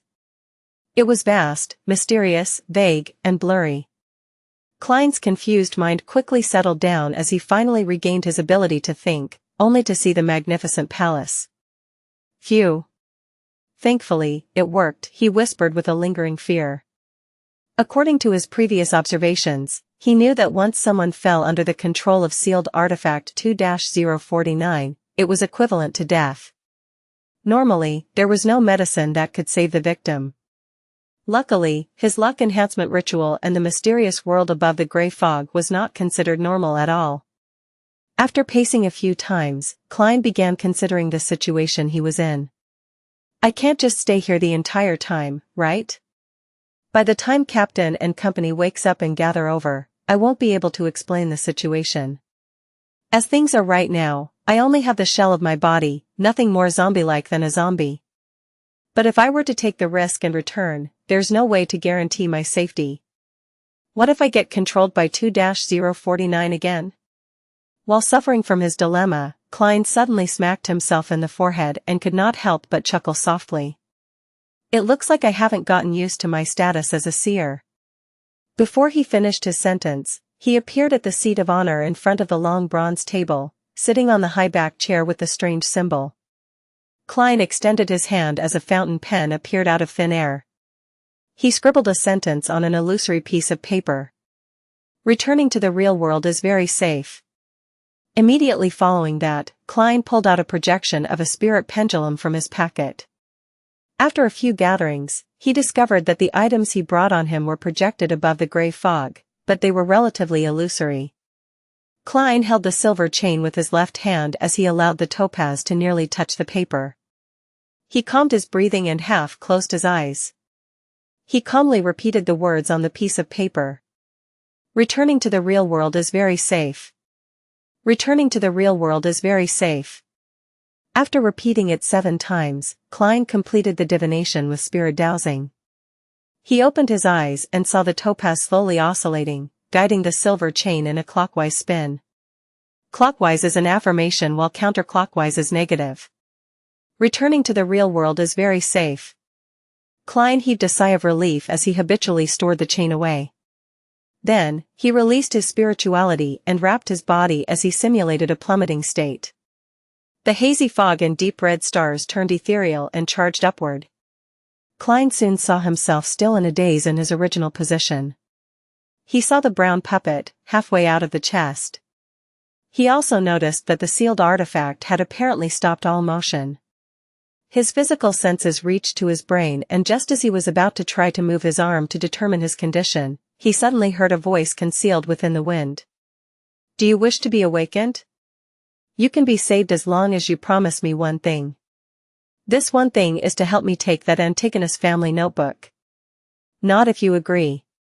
I know you are still capable of completing that action. Who is it? Yes. 2-049 doesn't seem like it's attempting to control me. That's right. It will not repeatedly influence the same person. There will be a break. Klein was shocked, but he did not show it on his face. At that moment, the voice added quickly, you can obtain additional rewards if you complete this matter. I know you are a seer. I also know that the Church of the Evernight Goddess does not have sequence 8 that succeeds sequence 9. But our secret order can give it to you. To be honest, I was a seer before. If not, I wouldn't have dared return. To show you my sincerity, I can now tell you that the corresponding sequence 8 of seer is clown. Clown? Secret order. Klein nearly did not maintain his puppet state. He never made the connection between seer and clown. Were they about to become the head honchos of a circus? Alright, make your choice. Believe me, you no longer have much time left to waste. The voice sounded with the wind again. The distant Dunn and Lorada were still unconscious. Borja seemed heavily injured as he moaned without moving. Iyer Harson and Leonard Mitchell were in relatively good shape as they attempted to sit up. Why me? The secret order. Is it that suited clown from before? After he escaped, he secretly returned in a bid to fish in troubled waters. Upon hearing the voice, all sorts of doubts instantly flashed through Klein's mind. Since the person said that he was a seer, Klein attempted using the thought processes of a seer to analyze the situation. He dared return because he divined hope. He believed that Monster Bieber would be destroyed and that we would suffer a heavy setback. He did not take the notebook by himself or deal with us directly because he likely divined that it would contain immense risk. Therefore, he is suspecting Captain and Madame Larada are feigning their unconsciousness, or that this is a trap laid out for him. He did not make further divinations to determine my present state partially because firstly, he might not have the time. If he waited any longer, Mr. Iyer Harson and company would have regained some of their combat strength. Secondly, he belittles me and thinks it unnecessary. He understands a seer very well and is confident that I'm unable to escape the puppet's control. He is using me as cannon fodder to probe for any traps. From another angle, this also means that the luck enhancement ritual does not cause any abnormal appearances. With his brain no longer sluggish, Klein felt that his line of reasoning was clear. He was quite confident of the thoughts and goals of the suited clown. As for the clown's promise, he believed not one bit of it. Cannon fodder did not have any human rights. As the thoughts flashed through his head, Klein controlled his neck and difficulty nodded. As he did this action, he confirmed that he had escaped the control of sealed artifact 2-049. Just after he nodded, a transparent curtain stirred 2 to 3 meters to his side. It revealed the suited clown who had his face painted with a clown's pastel colors. It was none other than the Secret Order member who had fled previously. At that moment, as Klein had previously turned around in an attempt to leap out of 2-049's effective range, his back was facing the black chest and the puppet. The suited clown was in front of him to his side. First, it was to stay away from the sealed artifact and second, to avoid his revolver's barrel. It was clear that he was very careful. The suited clown pulled out a long paper slip from his pocket and shook it vigorously until it turned straight like a wooden pole. He held the wooden pole and at a distance of 2 to 3 meters, he gave Klein's shoulder a prod in an attempt to wake him. This fellow knows 2-049 very well. He knows that if the scent of an Antigonus family descendant is present, the puppet would go ballistic and control 2 at a time. He also knows that throwing a rock doesn't seem effective. At the very least, I've seen Captain and company attempt similar means. Although Klein did not know why 2-049 had stopped assimilating him again, he did not dare stay within 5 meters of it any longer. Therefore, he waited as he held his breath. Just as the wooden pole was about to touch his shoulder, Klein suddenly raised his left hand and grabbed the edge of the pole and yanked it backwards. The suited clown was caught by surprise as his body was pulled forward. He staggered a few steps forward as the gap between him and Klein contracted once again. He was now less than 2 meters away. At the same time, the prepared Klein squeezed his right finger on the revolver's trigger. Bang! Bang! He shot twice but did not aim at the suited clown. Instead, he had aimed behind him, shooting to the side of sealed artifact 2-049. Before the gunshot rang, the suited clown had taken the initiative to roll from his staggering state. He had instinctively backed off. Klein released his hand which had grabbed the wooden pole as he took several steps away rapidly and rushed out the danger zone. Just as the suited clown rolled twice and was about to jump backwards, his head went abuzz as his thoughts rapidly turned sluggish. No good. He forced me to dodge in the direction of the Antigonus puppet. I'm within 5 meters. How could he not be controlled by the Antigonus puppet? The suited clown stopped from his rolling as he attempted to crawl out with his seemingly rusty joints. At that moment, Klein had already turned around. He held his revolver with both hands as he aimed at the slowly moving target. To him, that was equivalent to shooting a fixed target. Having seen the suited clown's battle with Dunn, Iyer, and Larada, Klein knew that he was agile and good at rolling. Therefore, even when they were just a meter or two apart, he had carefully given up on shooting directly. Instead, he forced the clown to dodge to the kill zone he imagined, where sealed artifact 2-049 was. If the puppet had been ineffective, the suited clown would have determined that he had fallen into a trap. He would then escape by leaping backwards and not pose any significant threat. Bang! Reflected into the indescribable eyes of the suited clown, the black-suited Klein pulled the trigger calmly. Bang! The silver bullet traversed the short distance of a few meters and accurately bore into the suited clown's neck. Large amounts of blood spewed out, dyeing his skin and bow tie red. The suited clown was unable to let out a cry as his throat seemed to produce sounds of him gasping for breath. He wished to raise his arm to divert the fatal wound, but his joints appeared to be filled with glue. His motions were slow and jerky. Bang! Having entered a half-cogitation state, Klein was not stunned by the appearance of blood. He pulled the trigger once again calmly, as though it was his usual daily practice. A grisly hole appeared on the suited clown's forehead as crimson red spewed out. The luster in his eyes dimmed as the intricate revolver's might was far higher than what Klein had imagined to be. As his knees buckled and his arms hung down, the suited clown gradually fell to the ground. His eyes were frozen with a dazed look. His body convulsed a few times before it slowly relaxed and stopped moving. Having delivered a headshot, Klein turned around in a cool manner. He spun his revolver and allowed the empty shells to fall down. Then, dressed in his black formal suit and half-top hat, he walked towards Iyer Harson. He pulled out the final silver demon-hunting bullet in his pocket and inserted it into the revolver's chamber.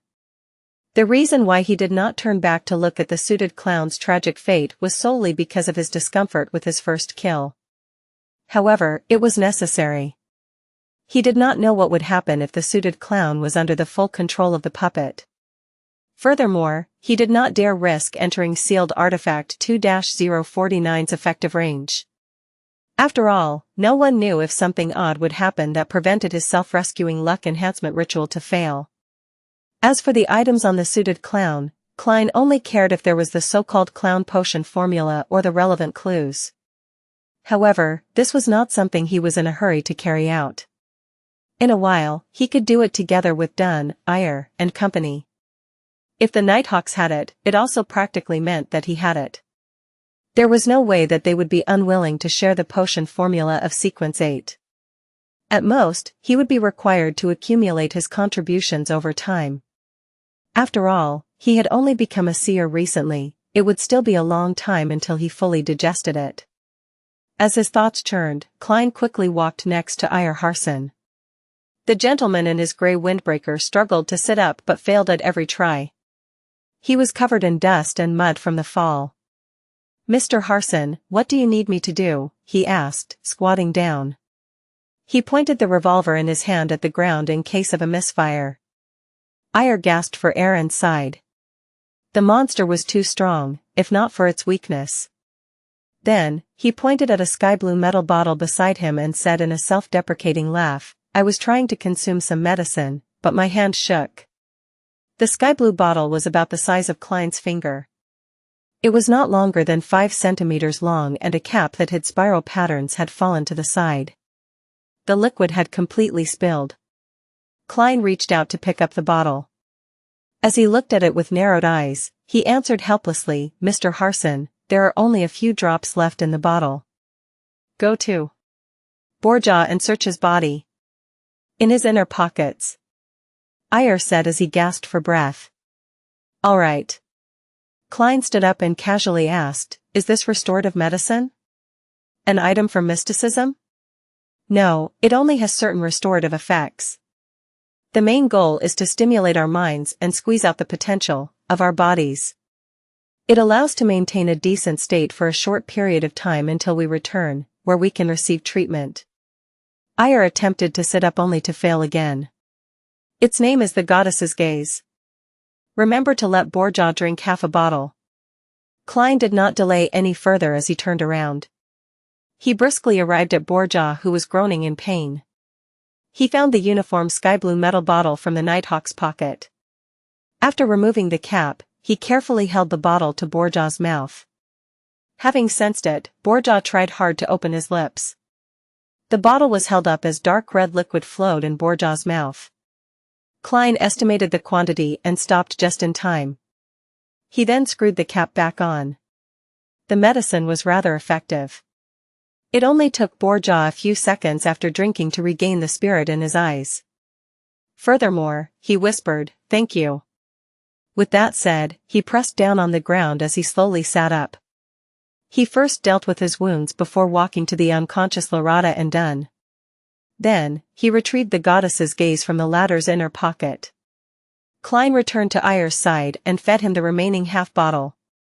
After Ayer panted a few times, his actions suddenly became nimbler. He stood up as though he had never been injured. "I'll help Borja. Help that partner of yours." The gentleman with the charm of a middle-aged man pointed at Leonard Mitchell. Klein had no objections to it. He turned around and jogged to the poet, Leonard. "There's no need. I can drink it by myself." Leonard, with his disheveled hair, smiled as he raised the sky-blue bottle. Upon seeing Leonard agilely get up by pushing up with one hand, Klein, who wanted to lampoon, was suddenly stunned. "Leonard's injuries are lighter than I expected. He had the ability to consume the medicine from the very beginning. That also means that he could see me walk counterclockwise as I did the luck enhancement ritual. No, that's still all right. I had chanted inwardly and the luck enhancement ritual does not appear odd in any way, or the suited clown would not have fallen for it." But even so, Leonard, who had long recovered but chose to watch by the sidelines, had seen quite a lot. Things like me not being affected by 2-049 and my sneak attack on the suited clown. Just as Klein's eyes narrowed slightly, Leonard, who was walking in his direction, stopped beside him and chuckled softly. "I actually wanted to save you but discovered that you didn't need it. Don't mind it. There are many special people in this world that can always do things others can't, such as you. And me." Leonard smiled as he went past Klein and walked to the awakening Dunn and Lorada. Narcissist. Klein thought silently as he felt a lot more relaxed. From the looks of it, Leonard Mitchell had quite a bit of secrets. As he regrouped with the rest while deep in thought, he saw Captain Dunn wear a cloth and pick up the Antigonus family notebook that was covered in yellowish-brown blood stains. The notebook's cover was completely made of thick black paper. It suffused an aura from an ancient and distant time without any signs of softening or rotting. It was nearly identical to the one he saw in his dream. He even suspected that flipping it open would only make him see the fool wearing splendid headgear. However, he soon realized that he was overthinking things since Dunn had flipped open the notebook to make a final confirmation. Klein was unable to discern the words on it due to his poor angle, but he was certain that there was no drawing of the fool with his gorgeous clothes and splendid headdress. Ahem. There's nothing wrong with it. Dunn closed the notebook and held it securely. Then, he looked at Ayer and company. "Let's store this notebook and sealed artifact 2-049 behind Tingen's Cheney's gate. We can wait until all of you are recovered or Backlund sends someone over." Upon hearing that, Klein felt a little disappointed once again, but also felt happy. He wished to see the Antigonus family's notebook once more and figure out the reason for the death of the original Klein, Welch, and Naya. However, he also felt that the ancient item was filled with misfortune. It often brought catastrophe, so he did not dare touch it. Handing it to the church's headquarters and sealing it is considered the best choice. He secretly heaved a sigh of relief. All right. Ayer Harson, Borja, and Lorada nodded in unison. They then turned around and arrived beside sealed artifact 2-049. They woke each other up and stuffed the puppet which had resumed moving into the black chest with an opening as they monitored it strictly. Everything is back to normal. Ayer sounded a little more relaxed. Inside the dimly lit black chest, the puppet wrapped in oil-stained cloth flipped over with its body creaking as it aligned its clown-painted face with the light source. On the creepy face, under the black pupilless eyes, two hardly noticeable crimson cracks appeared. Meanwhile, Dunn, Leonard, and Klein, who had mustered his courage, began searching the suited clown's corpse. They found paper flowers, handkerchiefs, poker cards, glass pieces, and all sorts of strange items. However, apart from that, he did not seem to carry anything of worth or potential clues. Other than the wallet with 70 to 80 pounds and 10 plus solely. Klein secretly sighed. With money in mind, he immediately looked down and inspected himself. His face nearly fell literally. His formal suit that cost several pounds had torn in 5 to 6 spots which required mending due to his rolling on the ground. Furthermore, it was covered in dust and dirt stains.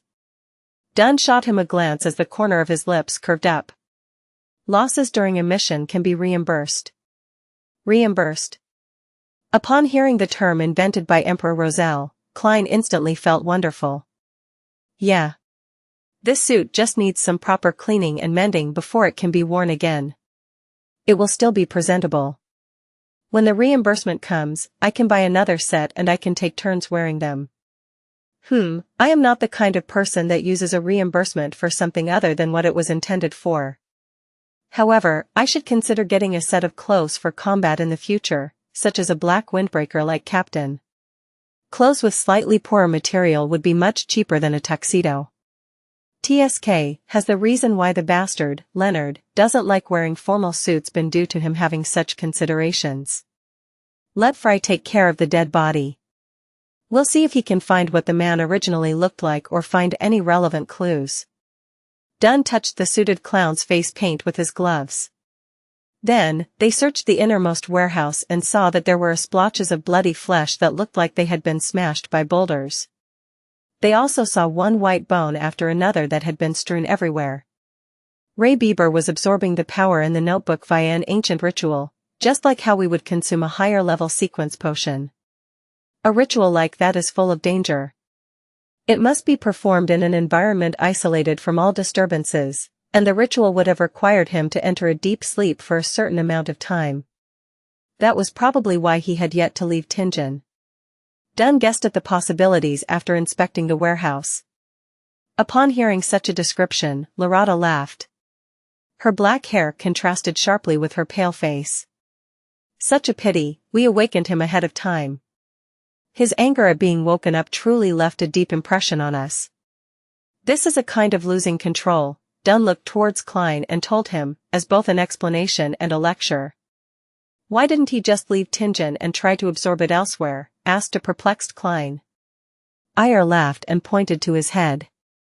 People influenced by ancient or sinister powers often are lacking in this department.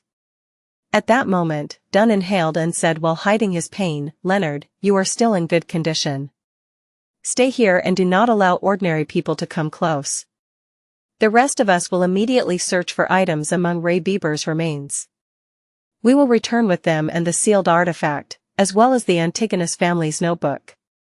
We will then get Fry, Royale, and the police to come here. All right, answered Leonard with a relaxed expression when he heard Dunn's suggestion. Following that, everyone walked out of the warehouse and came close to where Monster Bieber had self-destructed. With him at the origin, they began searching outwards radially. Captain, what are we looking for? Klein looked at the rotting flesh and blood that was strewn everywhere. He held back his urge to retch as he looked at Dunn Smith beside him ponderingly. Dunn did not look up. Instead, he used his deep gray eyes to sweep the ground. Awakening ahead of time, losing control, and becoming a monster. This means that Ray Bieber did not fully absorb the Beyonder powers provided by the notebook. It also means that a part of his body is considered extraordinary, making it prime material. If you ever encounter something similar, make sure not to miss out on doing a search. It might be a relatively important item. So that's the case. Klein nodded slightly in enlightenment. In the blink of an eye, he thought of another matter. If the part where Monster Bieber had concentrated the Beyonder powers were some indescribable part, wouldn't that be awkward? Wouldn't it be extremely disgusting to concoct it into a potion? Just as Klein's mind wandered, Borja with his sharp eagle-like eyes suddenly shouted. Found it. Ahem. Dunn and company immediately turned and closed in. Driven by his curiosity, Klein walked over to Borja with a quickened pace. Soon, he saw the item before Borja. It was a grayish-white item about the size of a fist. Its surface was filled with gullies and it looked soft but ductile. It looked like a brain that had been extracted out of a living being. Although Klein was unable to make out the extraordinariness of the blob of grayish-white, he was certain that Borja had not made a mistake since it had remained intact despite the violent explosion it had undergone. Dunn carefully observed it and squatted down. As he extended and bent his right arm, he used his black-gloved left hand to carefully grab the grayish-white item. The moment it was touched, the blob of grayish-white immediately spread out into an extremely sticky liquid.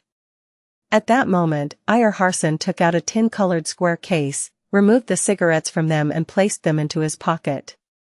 Then, he handed the square case to Dunn and smiled. "I know, you only like pipes." Dunn chuckled and took the square case. Then, he poured the grayish-white sticky liquid into the case for temporary storage. After storing it away, everyone did a cursory sweep of the area.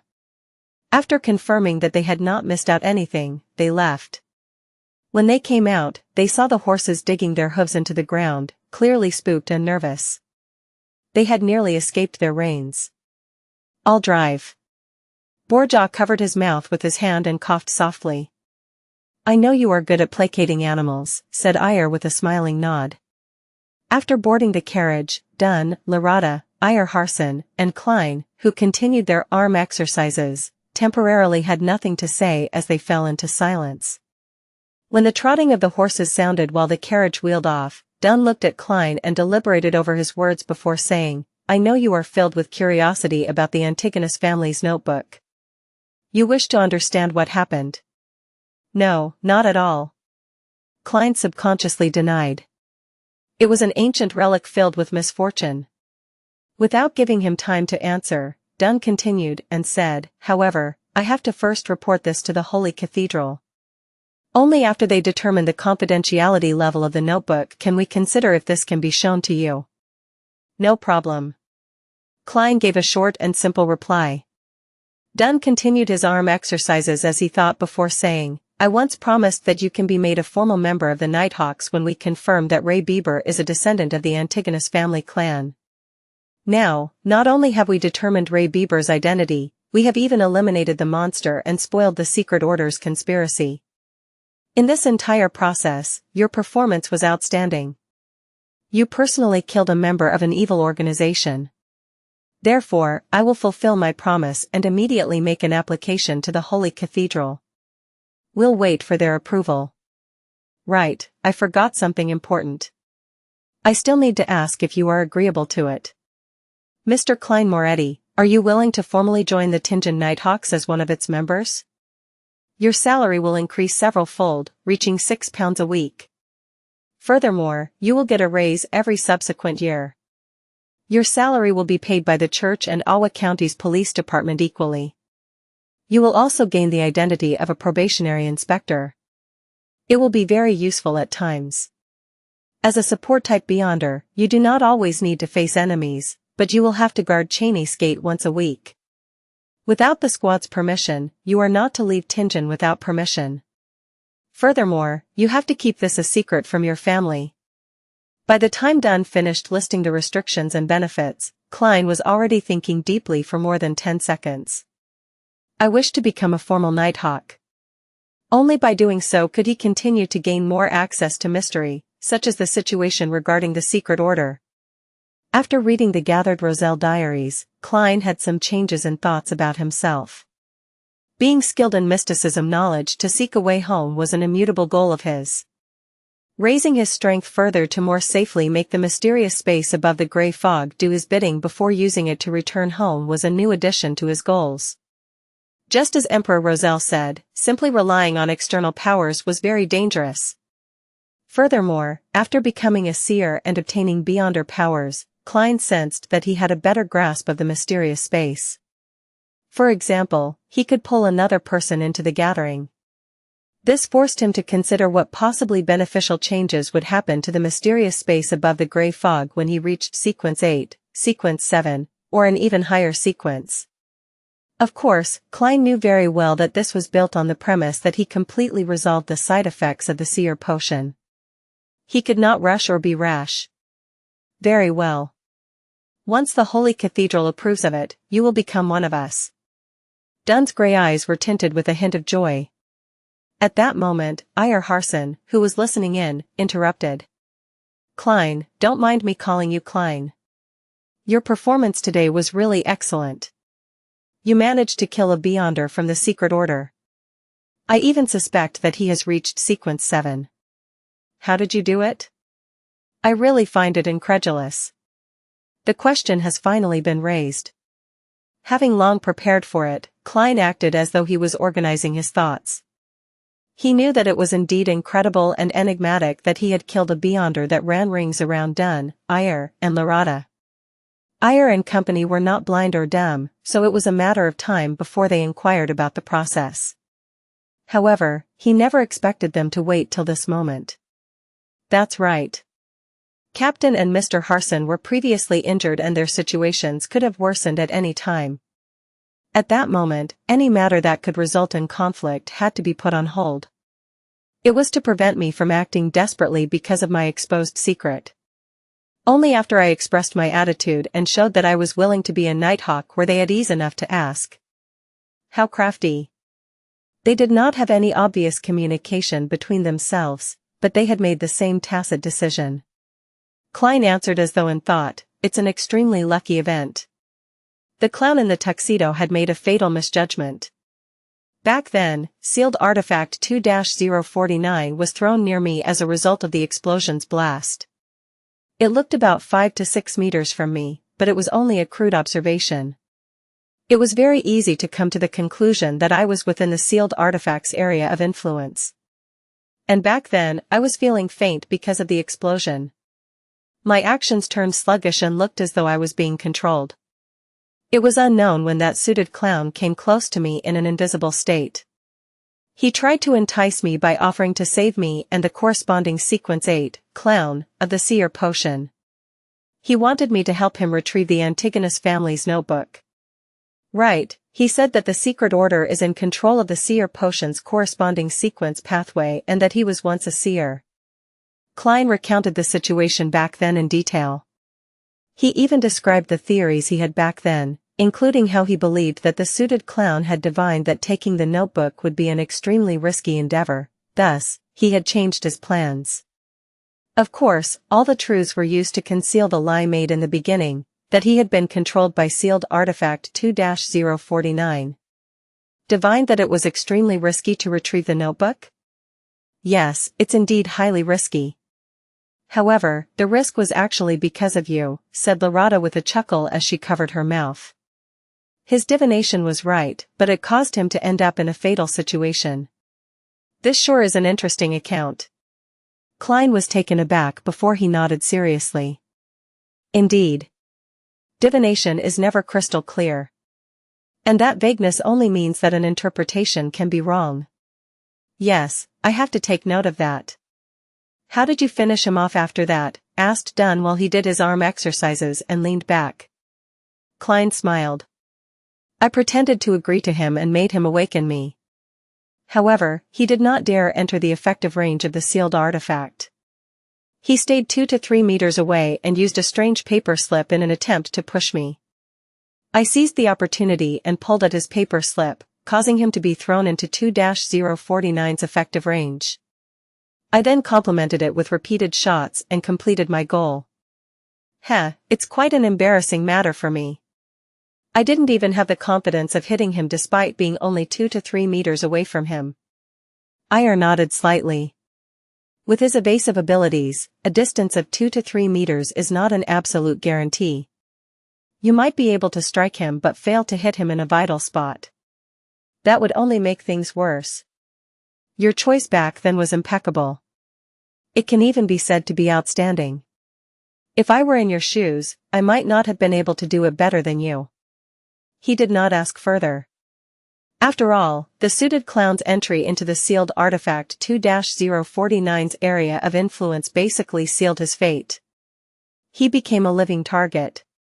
The subsequent sequence of Seer is clown. How odd. Dunn suddenly said with a sigh. Iyer Harson added, exactly, it is hard to imagine that the subsequent sequence of Seer would be clown. According to normal logic, no one would link them together. Is that strange? I remember that quite a number of sequence potions also seem to lack similarities between their different levels.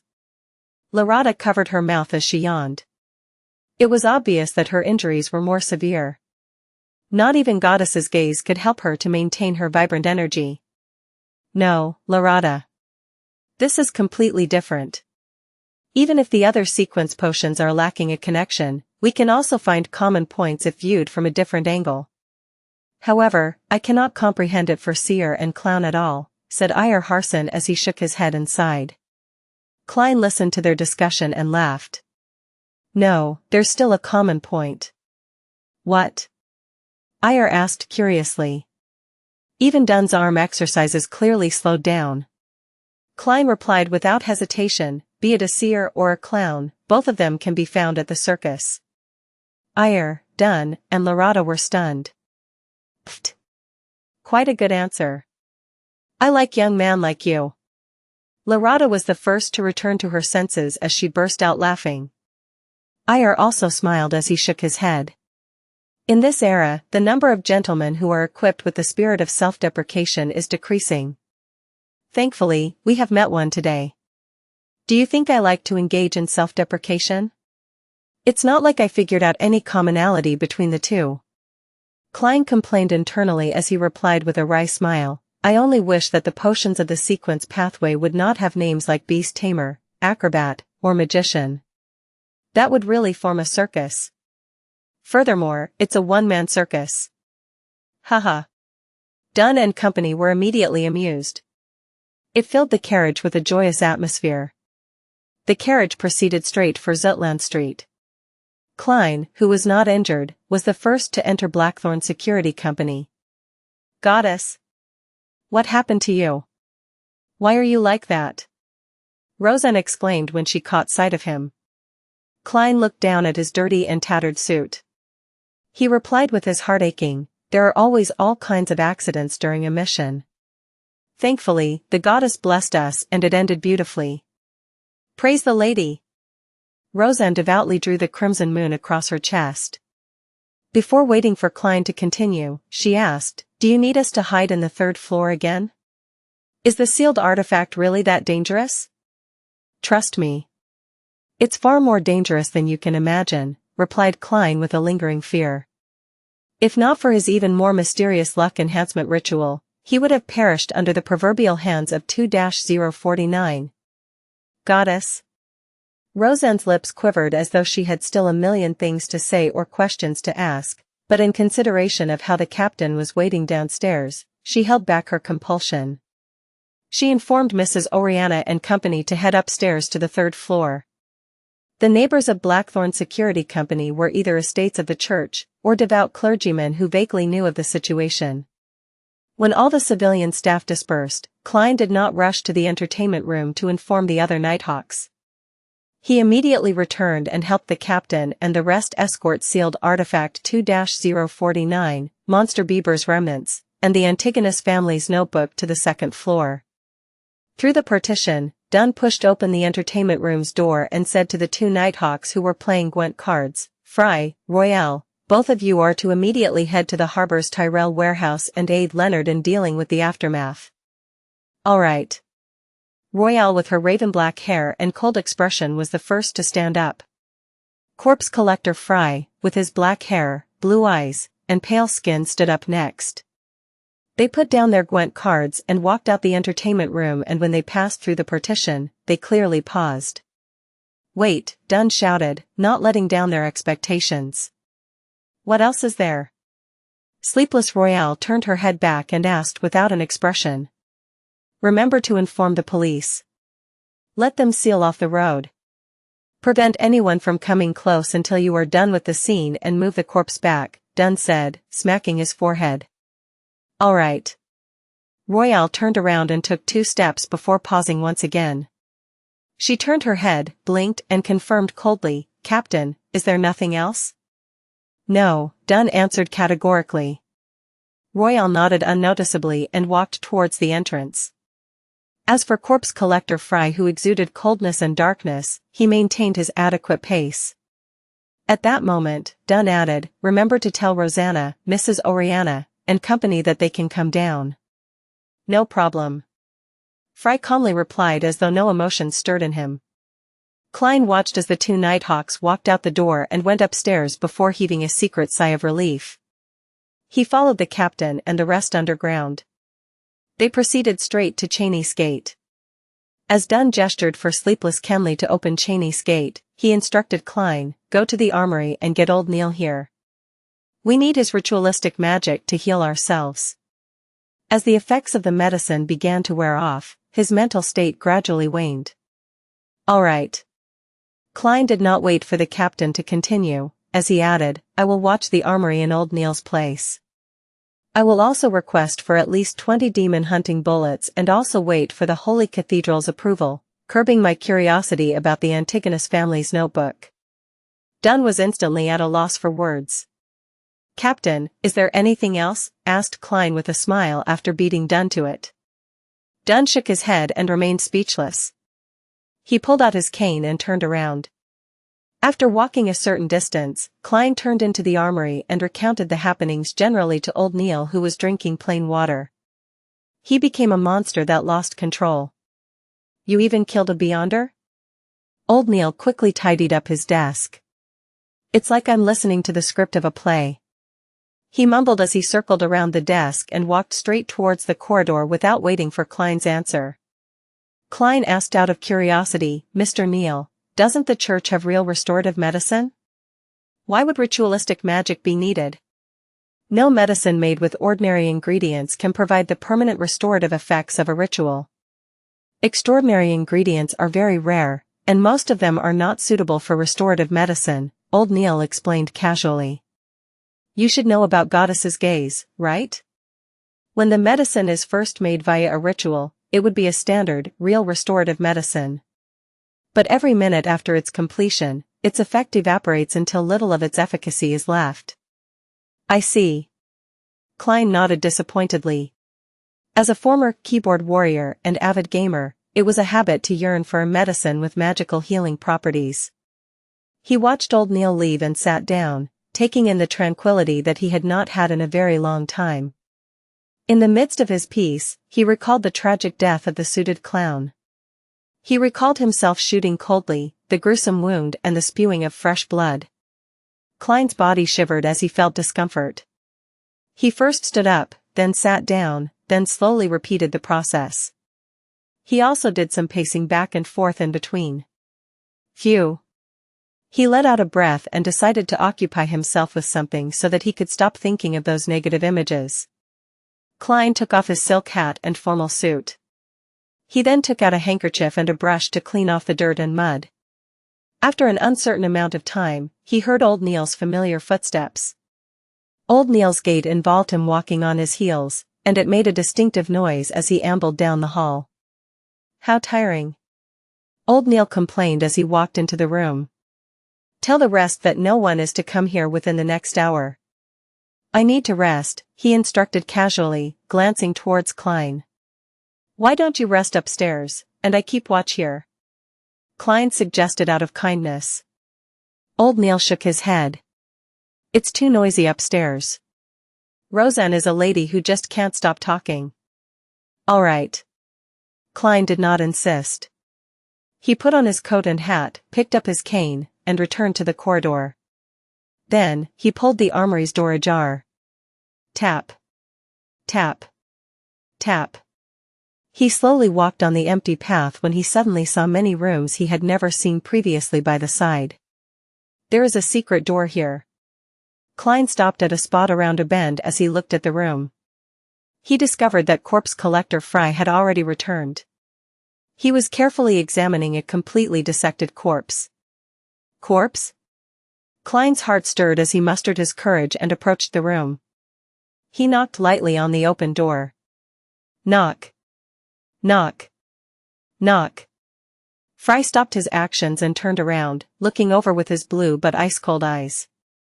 "Sorry for disturbing you.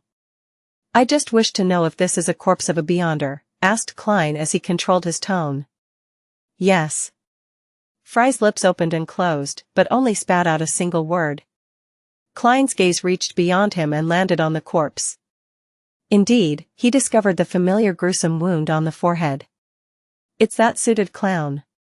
Klein secretly exhaled and said, "Any discoveries?" "No," answered Fry in an abnormally simple manner. The mood instantly turned awkward. Just as Klein was about to bid farewell, Fry took the initiative to say, "If you feel uncomfortable, you can come in to take a look. You will discover that it's only a corpse." "Afraid that I'll be traumatized?" Klein nodded in thought. "All right." He entered the room and came in front of the long white-clothed table as he looked at the corpse. The suited clown's red, yellow, and white paint had been cleaned off, revealing an unfamiliar face that did not look anything special. He was in his 30s and had black hair and a high-nose bridge. At that moment, Fry went to a square table by the corner of the wall and picked up a pencil and piece of paper. He returned to the corpse and placed the paper down and began drawing with the pencil. Klein glanced at it in curiosity and found that Fry was sketching the suited clown's head. It did not take long before Fry stopped moving the pencil. On the piece of paper, there was a lifelike portrait. Compared to the corpse, the only difference was the lack of a wound with the addition of blue eyes. What a talented genius! Klein marveled in surprise. "I never expected you to be that good at sketching. My dream was to become an artist before becoming a nighthawk." Fry's tone was completely placid. "Then why don't you fulfill your dreams?" asked Klein curiously. Fry put down his pencil and said with the suited clown's portrait in hand, "My father was a priest of the goddess. He wished that I become a priest. It's a presentable job." "You became a priest?" Klein asked in surprise. He found it unimaginable that Fry could become a priest with his personality and the vibes he exuded. "Yeah, I did quite an okay job." Fry wore a cold expression as the corners of his mouth curled up a little as he replied.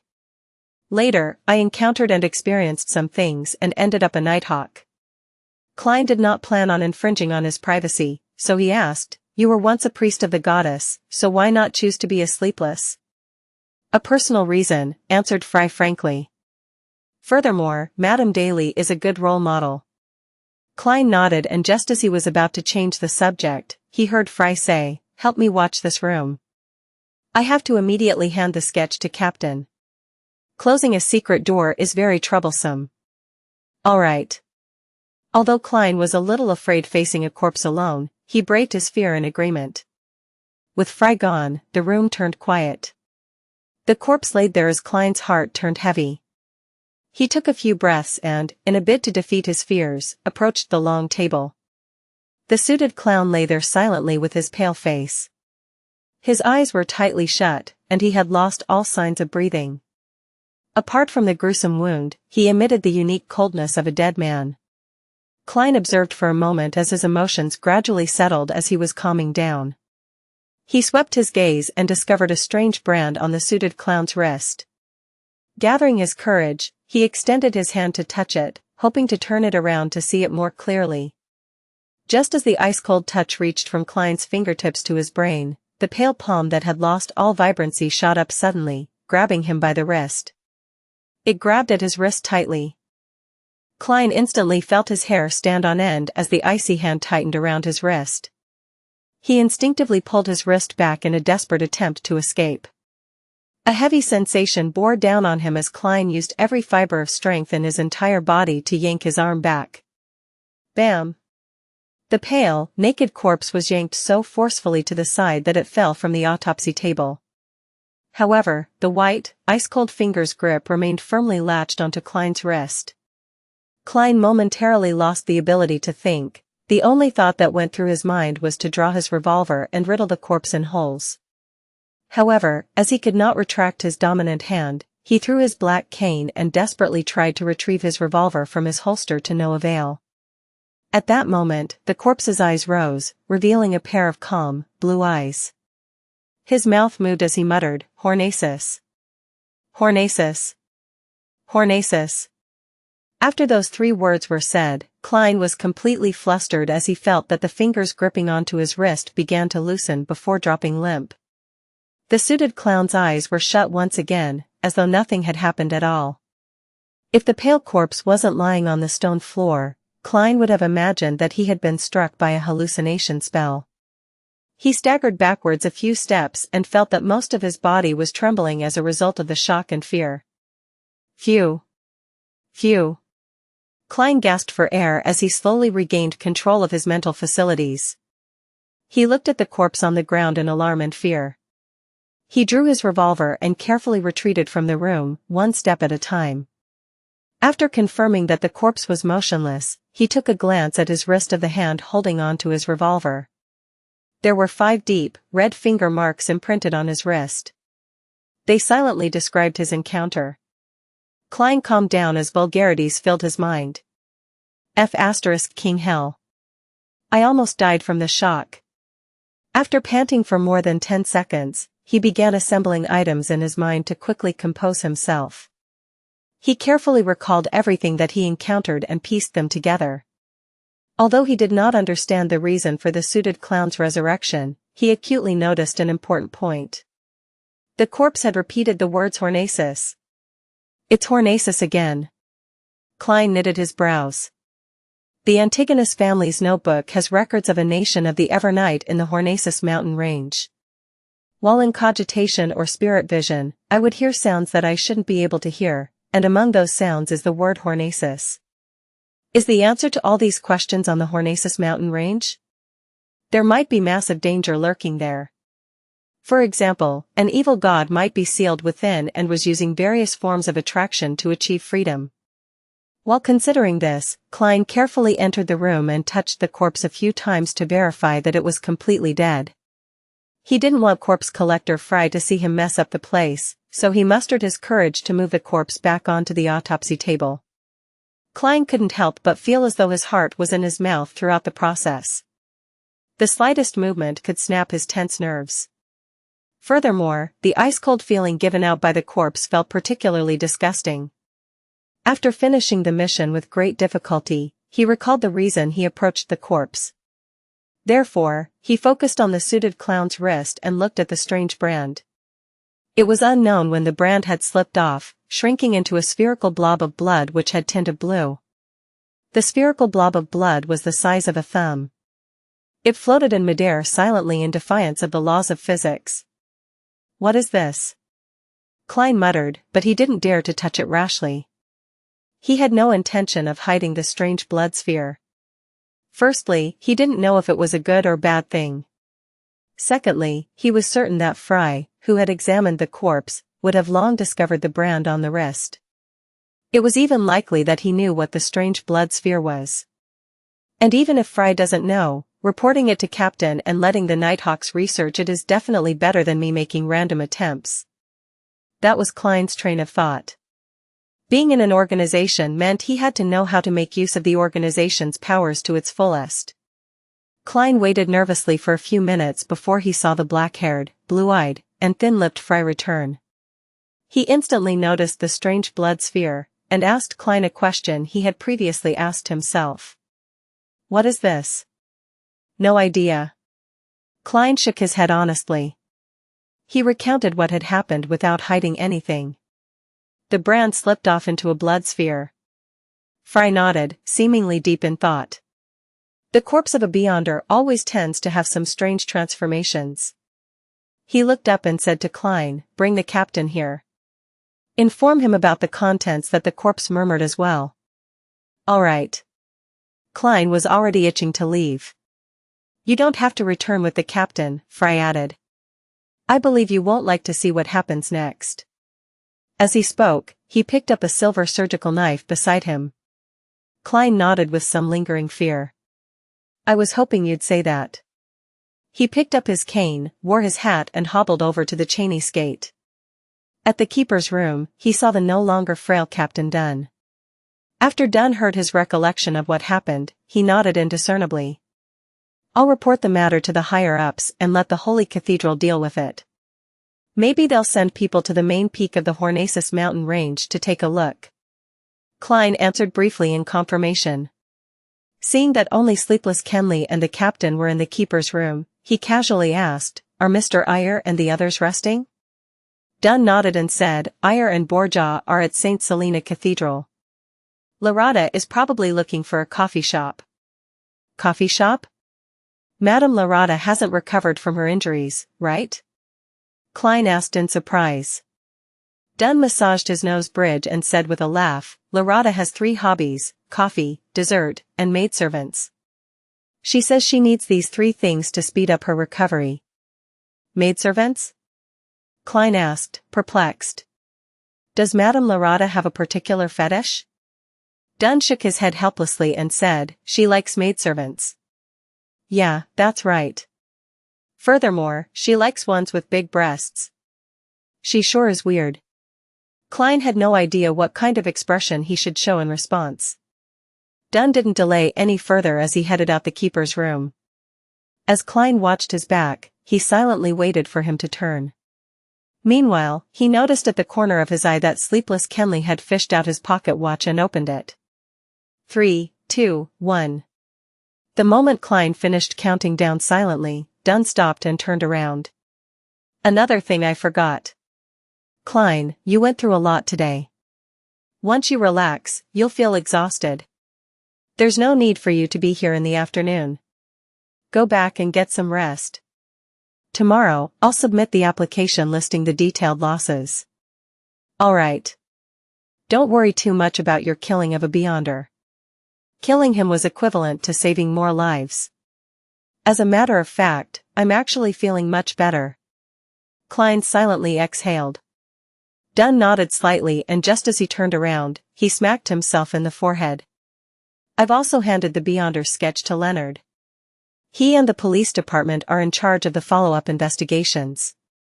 I believe that the Beyonder must have rode on carriages, eaten food, and had somewhere to stay. Wherever he goes, whatever he touches, whatever he leaves behind, even unconsciously, will serve as a silent witness against him. Emperor Rosel's words are truly sensible. Yes. Klein answered, stupefied.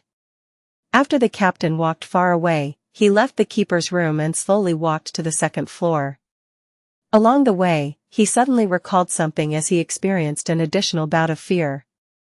That suited clown claimed that the secret order controlled the corresponding sequence pathway of seers. Even if he was exaggerating and they didn't have the higher sequence potion formulas, they definitely have the lower sequence ones. It also means that they have a number of seers. Then, wouldn't they divine that I killed the suited clown and secretly exact revenge against me? If they can't deal with the Nighthawks, can't they deal with me, a seer without any direct measures against enemies? Klein stopped in the stairwell and began thinking about the problem seriously. Soon, he discovered that he was worrying over nothing. Firstly, the secret order doesn't know who are members of the Nighthawks. Secondly, even if they know 1 or 2, they definitely wouldn't include a civilian staff member like me. Thirdly, under the present circumstances, unless they have a prophet, there's no way they can divine who the murderer is. He heaved a sigh of relief and left the Blackthorn Security Company. He took a public carriage back to Daffodil Street. Even though he hadn't eaten lunch yet, he still lacked the appetite. After entering his bedroom, Klein removed his damaged suit first. Then, he took off his half-top hat, got into bed and tried to go to sleep. His mind remained active as though his entire existence couldn't relax. His mind wasn't repeating the scene of him shooting the suited clown to death, but of the scene of him moving the corpse, and that hair-raising experience. He no longer felt uncomfortable about killing for the first time, but more of a disgust when he thought about it. This was probably Fry's goal. He hoped that I would approach the corpse and face it directly to overcome my trauma. But, even though the trauma from before is gone, I've been traumatized by something new. Klein gave a self-deprecating laugh as he gradually felt his nerves calm down. He had no idea when he dozed off, but when he woke up, his stomach was groaning in protest. I feel like I can eat an entire horse. Klein muttered as he looked at the sun setting in the west as though the sky was alit. Changing into old but comfortable casual clothes, he briskly walked to the 1st floor. Before he could consider what to make for dinner, he heard the door open. Melissa. The corners of his mouth curled up at the thought. Ever since she began taking the public carriage, his sister no longer returned home late. The key twisted as the door opened. Melissa walked in with her bag that contained her books and stationery. She looked at the kitchen and said, "Klein, there's a letter for you. It's from your mentor." "A letter from mentor?" "Right. I wrote to him asking about the relevant historical situation of the Hornacis main peak." Klein was taken aback at first before he recalled the matter. After having dinner, a satiated Klein casually lounged on the living room sofa. He used a small letter opener to open the letter he received from his mentor. Melissa was sitting by the dining table at the time, working hard on a textbook problem, with the gas lamp for illumination. Benson was cradled in a single-seater, reading Accountancy for Beginners. Klein found 3 pages in the letter that he read with both fear and anticipation. "Very happy to receive your letter. It reminds me of the good old days over the past few years. Unfortunately, Welch and Naya have left us forever. I attended their burials separately and could feel their parents' anguish. The 2 of them were young adults who were supposed to have beautiful, bright futures ahead of them. Fate is always so unpredictable. No one can know what will happen to you next. I've experienced more as I've grown older, and I can increasingly sense the weakness and helplessness of humanity. Regarding the historical information revolving around the Hornacis main peak, I recall that the archaeologist, Mr. John Joseph, once published a monograph detailing it. It includes his accounts of his time at the Hornacis main peak. He discovered a few ancient buildings that are more than 1,000 years old. What shames every historian and archaeologist is our inability to precisely date the era. We can only make a crude estimate based on the architecture style, the characteristics of the murals, and a few of the texts that we can decipher. It's quite unbelievable that such a tall mountain peak would have humans living there.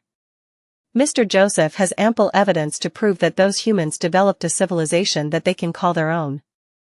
As for the details, it is hard to fully describe them in this letter. I suggest you try borrowing this monograph from the Deweyville Library. Trust me, Sir Deweyville's donation to this library makes it have more books in its collection than the one built by the city government. The monograph's title is Research of the Hornacis Main Peak's Relics. It is published by the Lone Publishing Firm. In addition, there are some papers that discuss something of relevance. They are published in the journals, New Archaeology, Archaeology Summary. The exact issue and journal volume is. Klein read every word, and repeated the names of the monograph and paper names silently.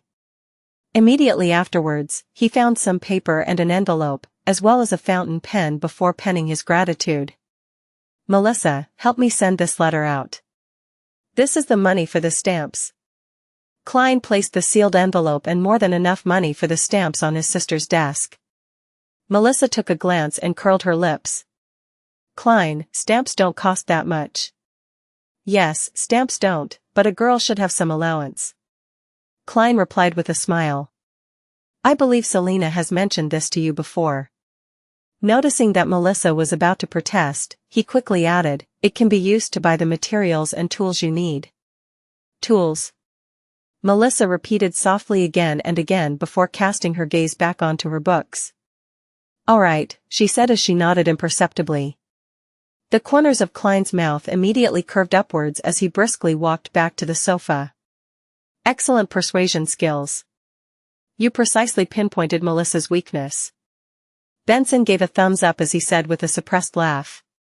Klein cleared his throat and said in all seriousness. "Then how shall I persuade you? Your self-study should emphasize language and ancient literature. Of course, basic mathematics and logic are equally important. According to the curriculum of the public schools and grammar schools, as well as the material tested for in college admissions, Klein was very confident about the general direction in which the upcoming civil servant examinations would focus on. Benson touched his hairline and said with a self-deprecating smile, "I feel like a curly-haired baboon in front of those books." "But they're really useful," Klein said with a determined smile. At that moment, Melissa put down her fountain pen, stood up, and walked to the sofa. "Benson, Klein. This Sunday is Selena's birthday. She and her parents wish to invite all of us to their place for a banquet. Are both of you free?" "Should be fine for me," Klein said after some thought. He could take the opportunity to be acquainted with his sister's friends. It could prevent him from being utterly clueless whenever something happened to her. Me too, Benson said as he combed his hairs with his fingers. It looks like we'll have to think of a birthday present for Miss Selena. Klein smiled. This should be left to Melissa. She knows Miss Selena better than us. Besides, what we need to do is what a gentleman ought to do, pay for it. This is the first time I've heard someone describe laziness in such a pleasant manner, Benson said as he shook his head and chuckled. Klein returned with a smile. This is the purpose of language and ancient literature.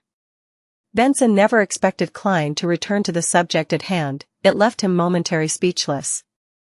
The next day, Klein wore his cheap formal suit and held his black inlaid silver cane as he climbed up the stairs and arrived at the Blackthorn Security Company's entrance.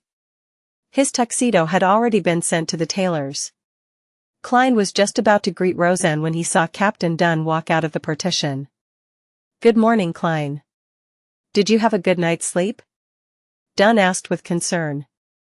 Klein answered honestly, better than I expected. I didn't even have nightmares.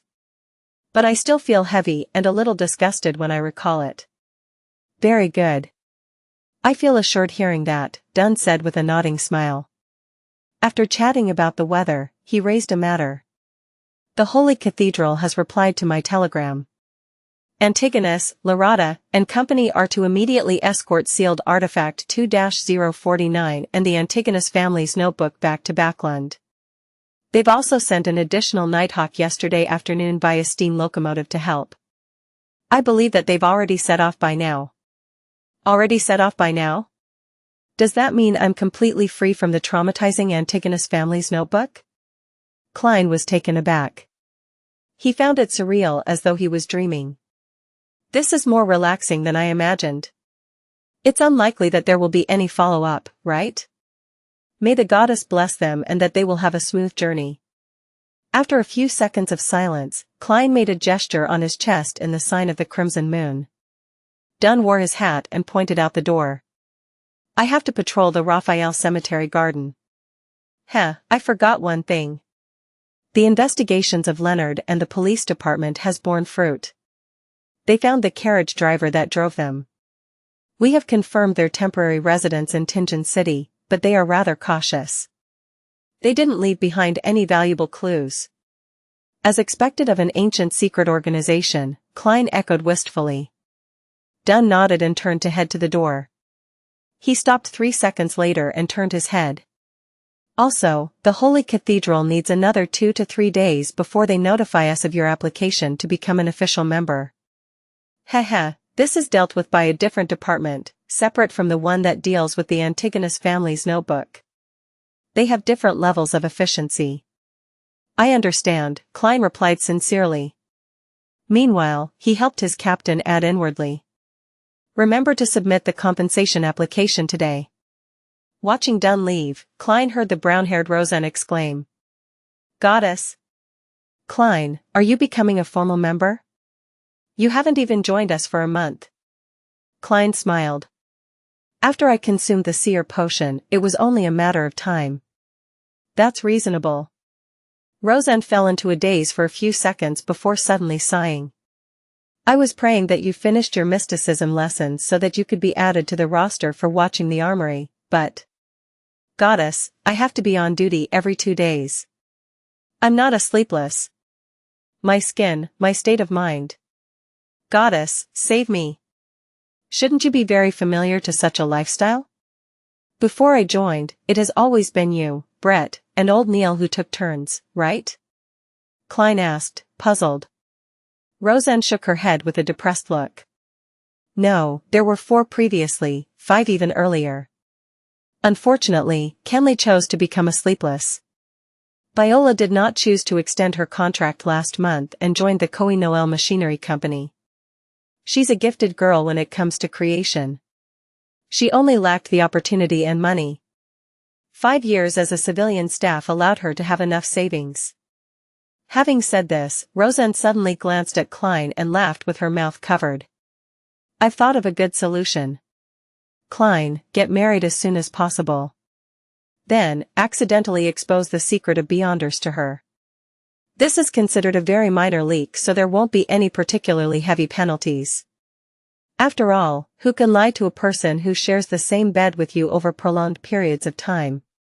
You can introduce her to us when that happens. Make her a civilian staff member. What a perfect plan. The corners of Klein's mouth twitched. Miss Roseanne, you can also quickly find a husband. It should be even easier. I believe you have the adequate means to divulge the secret to him.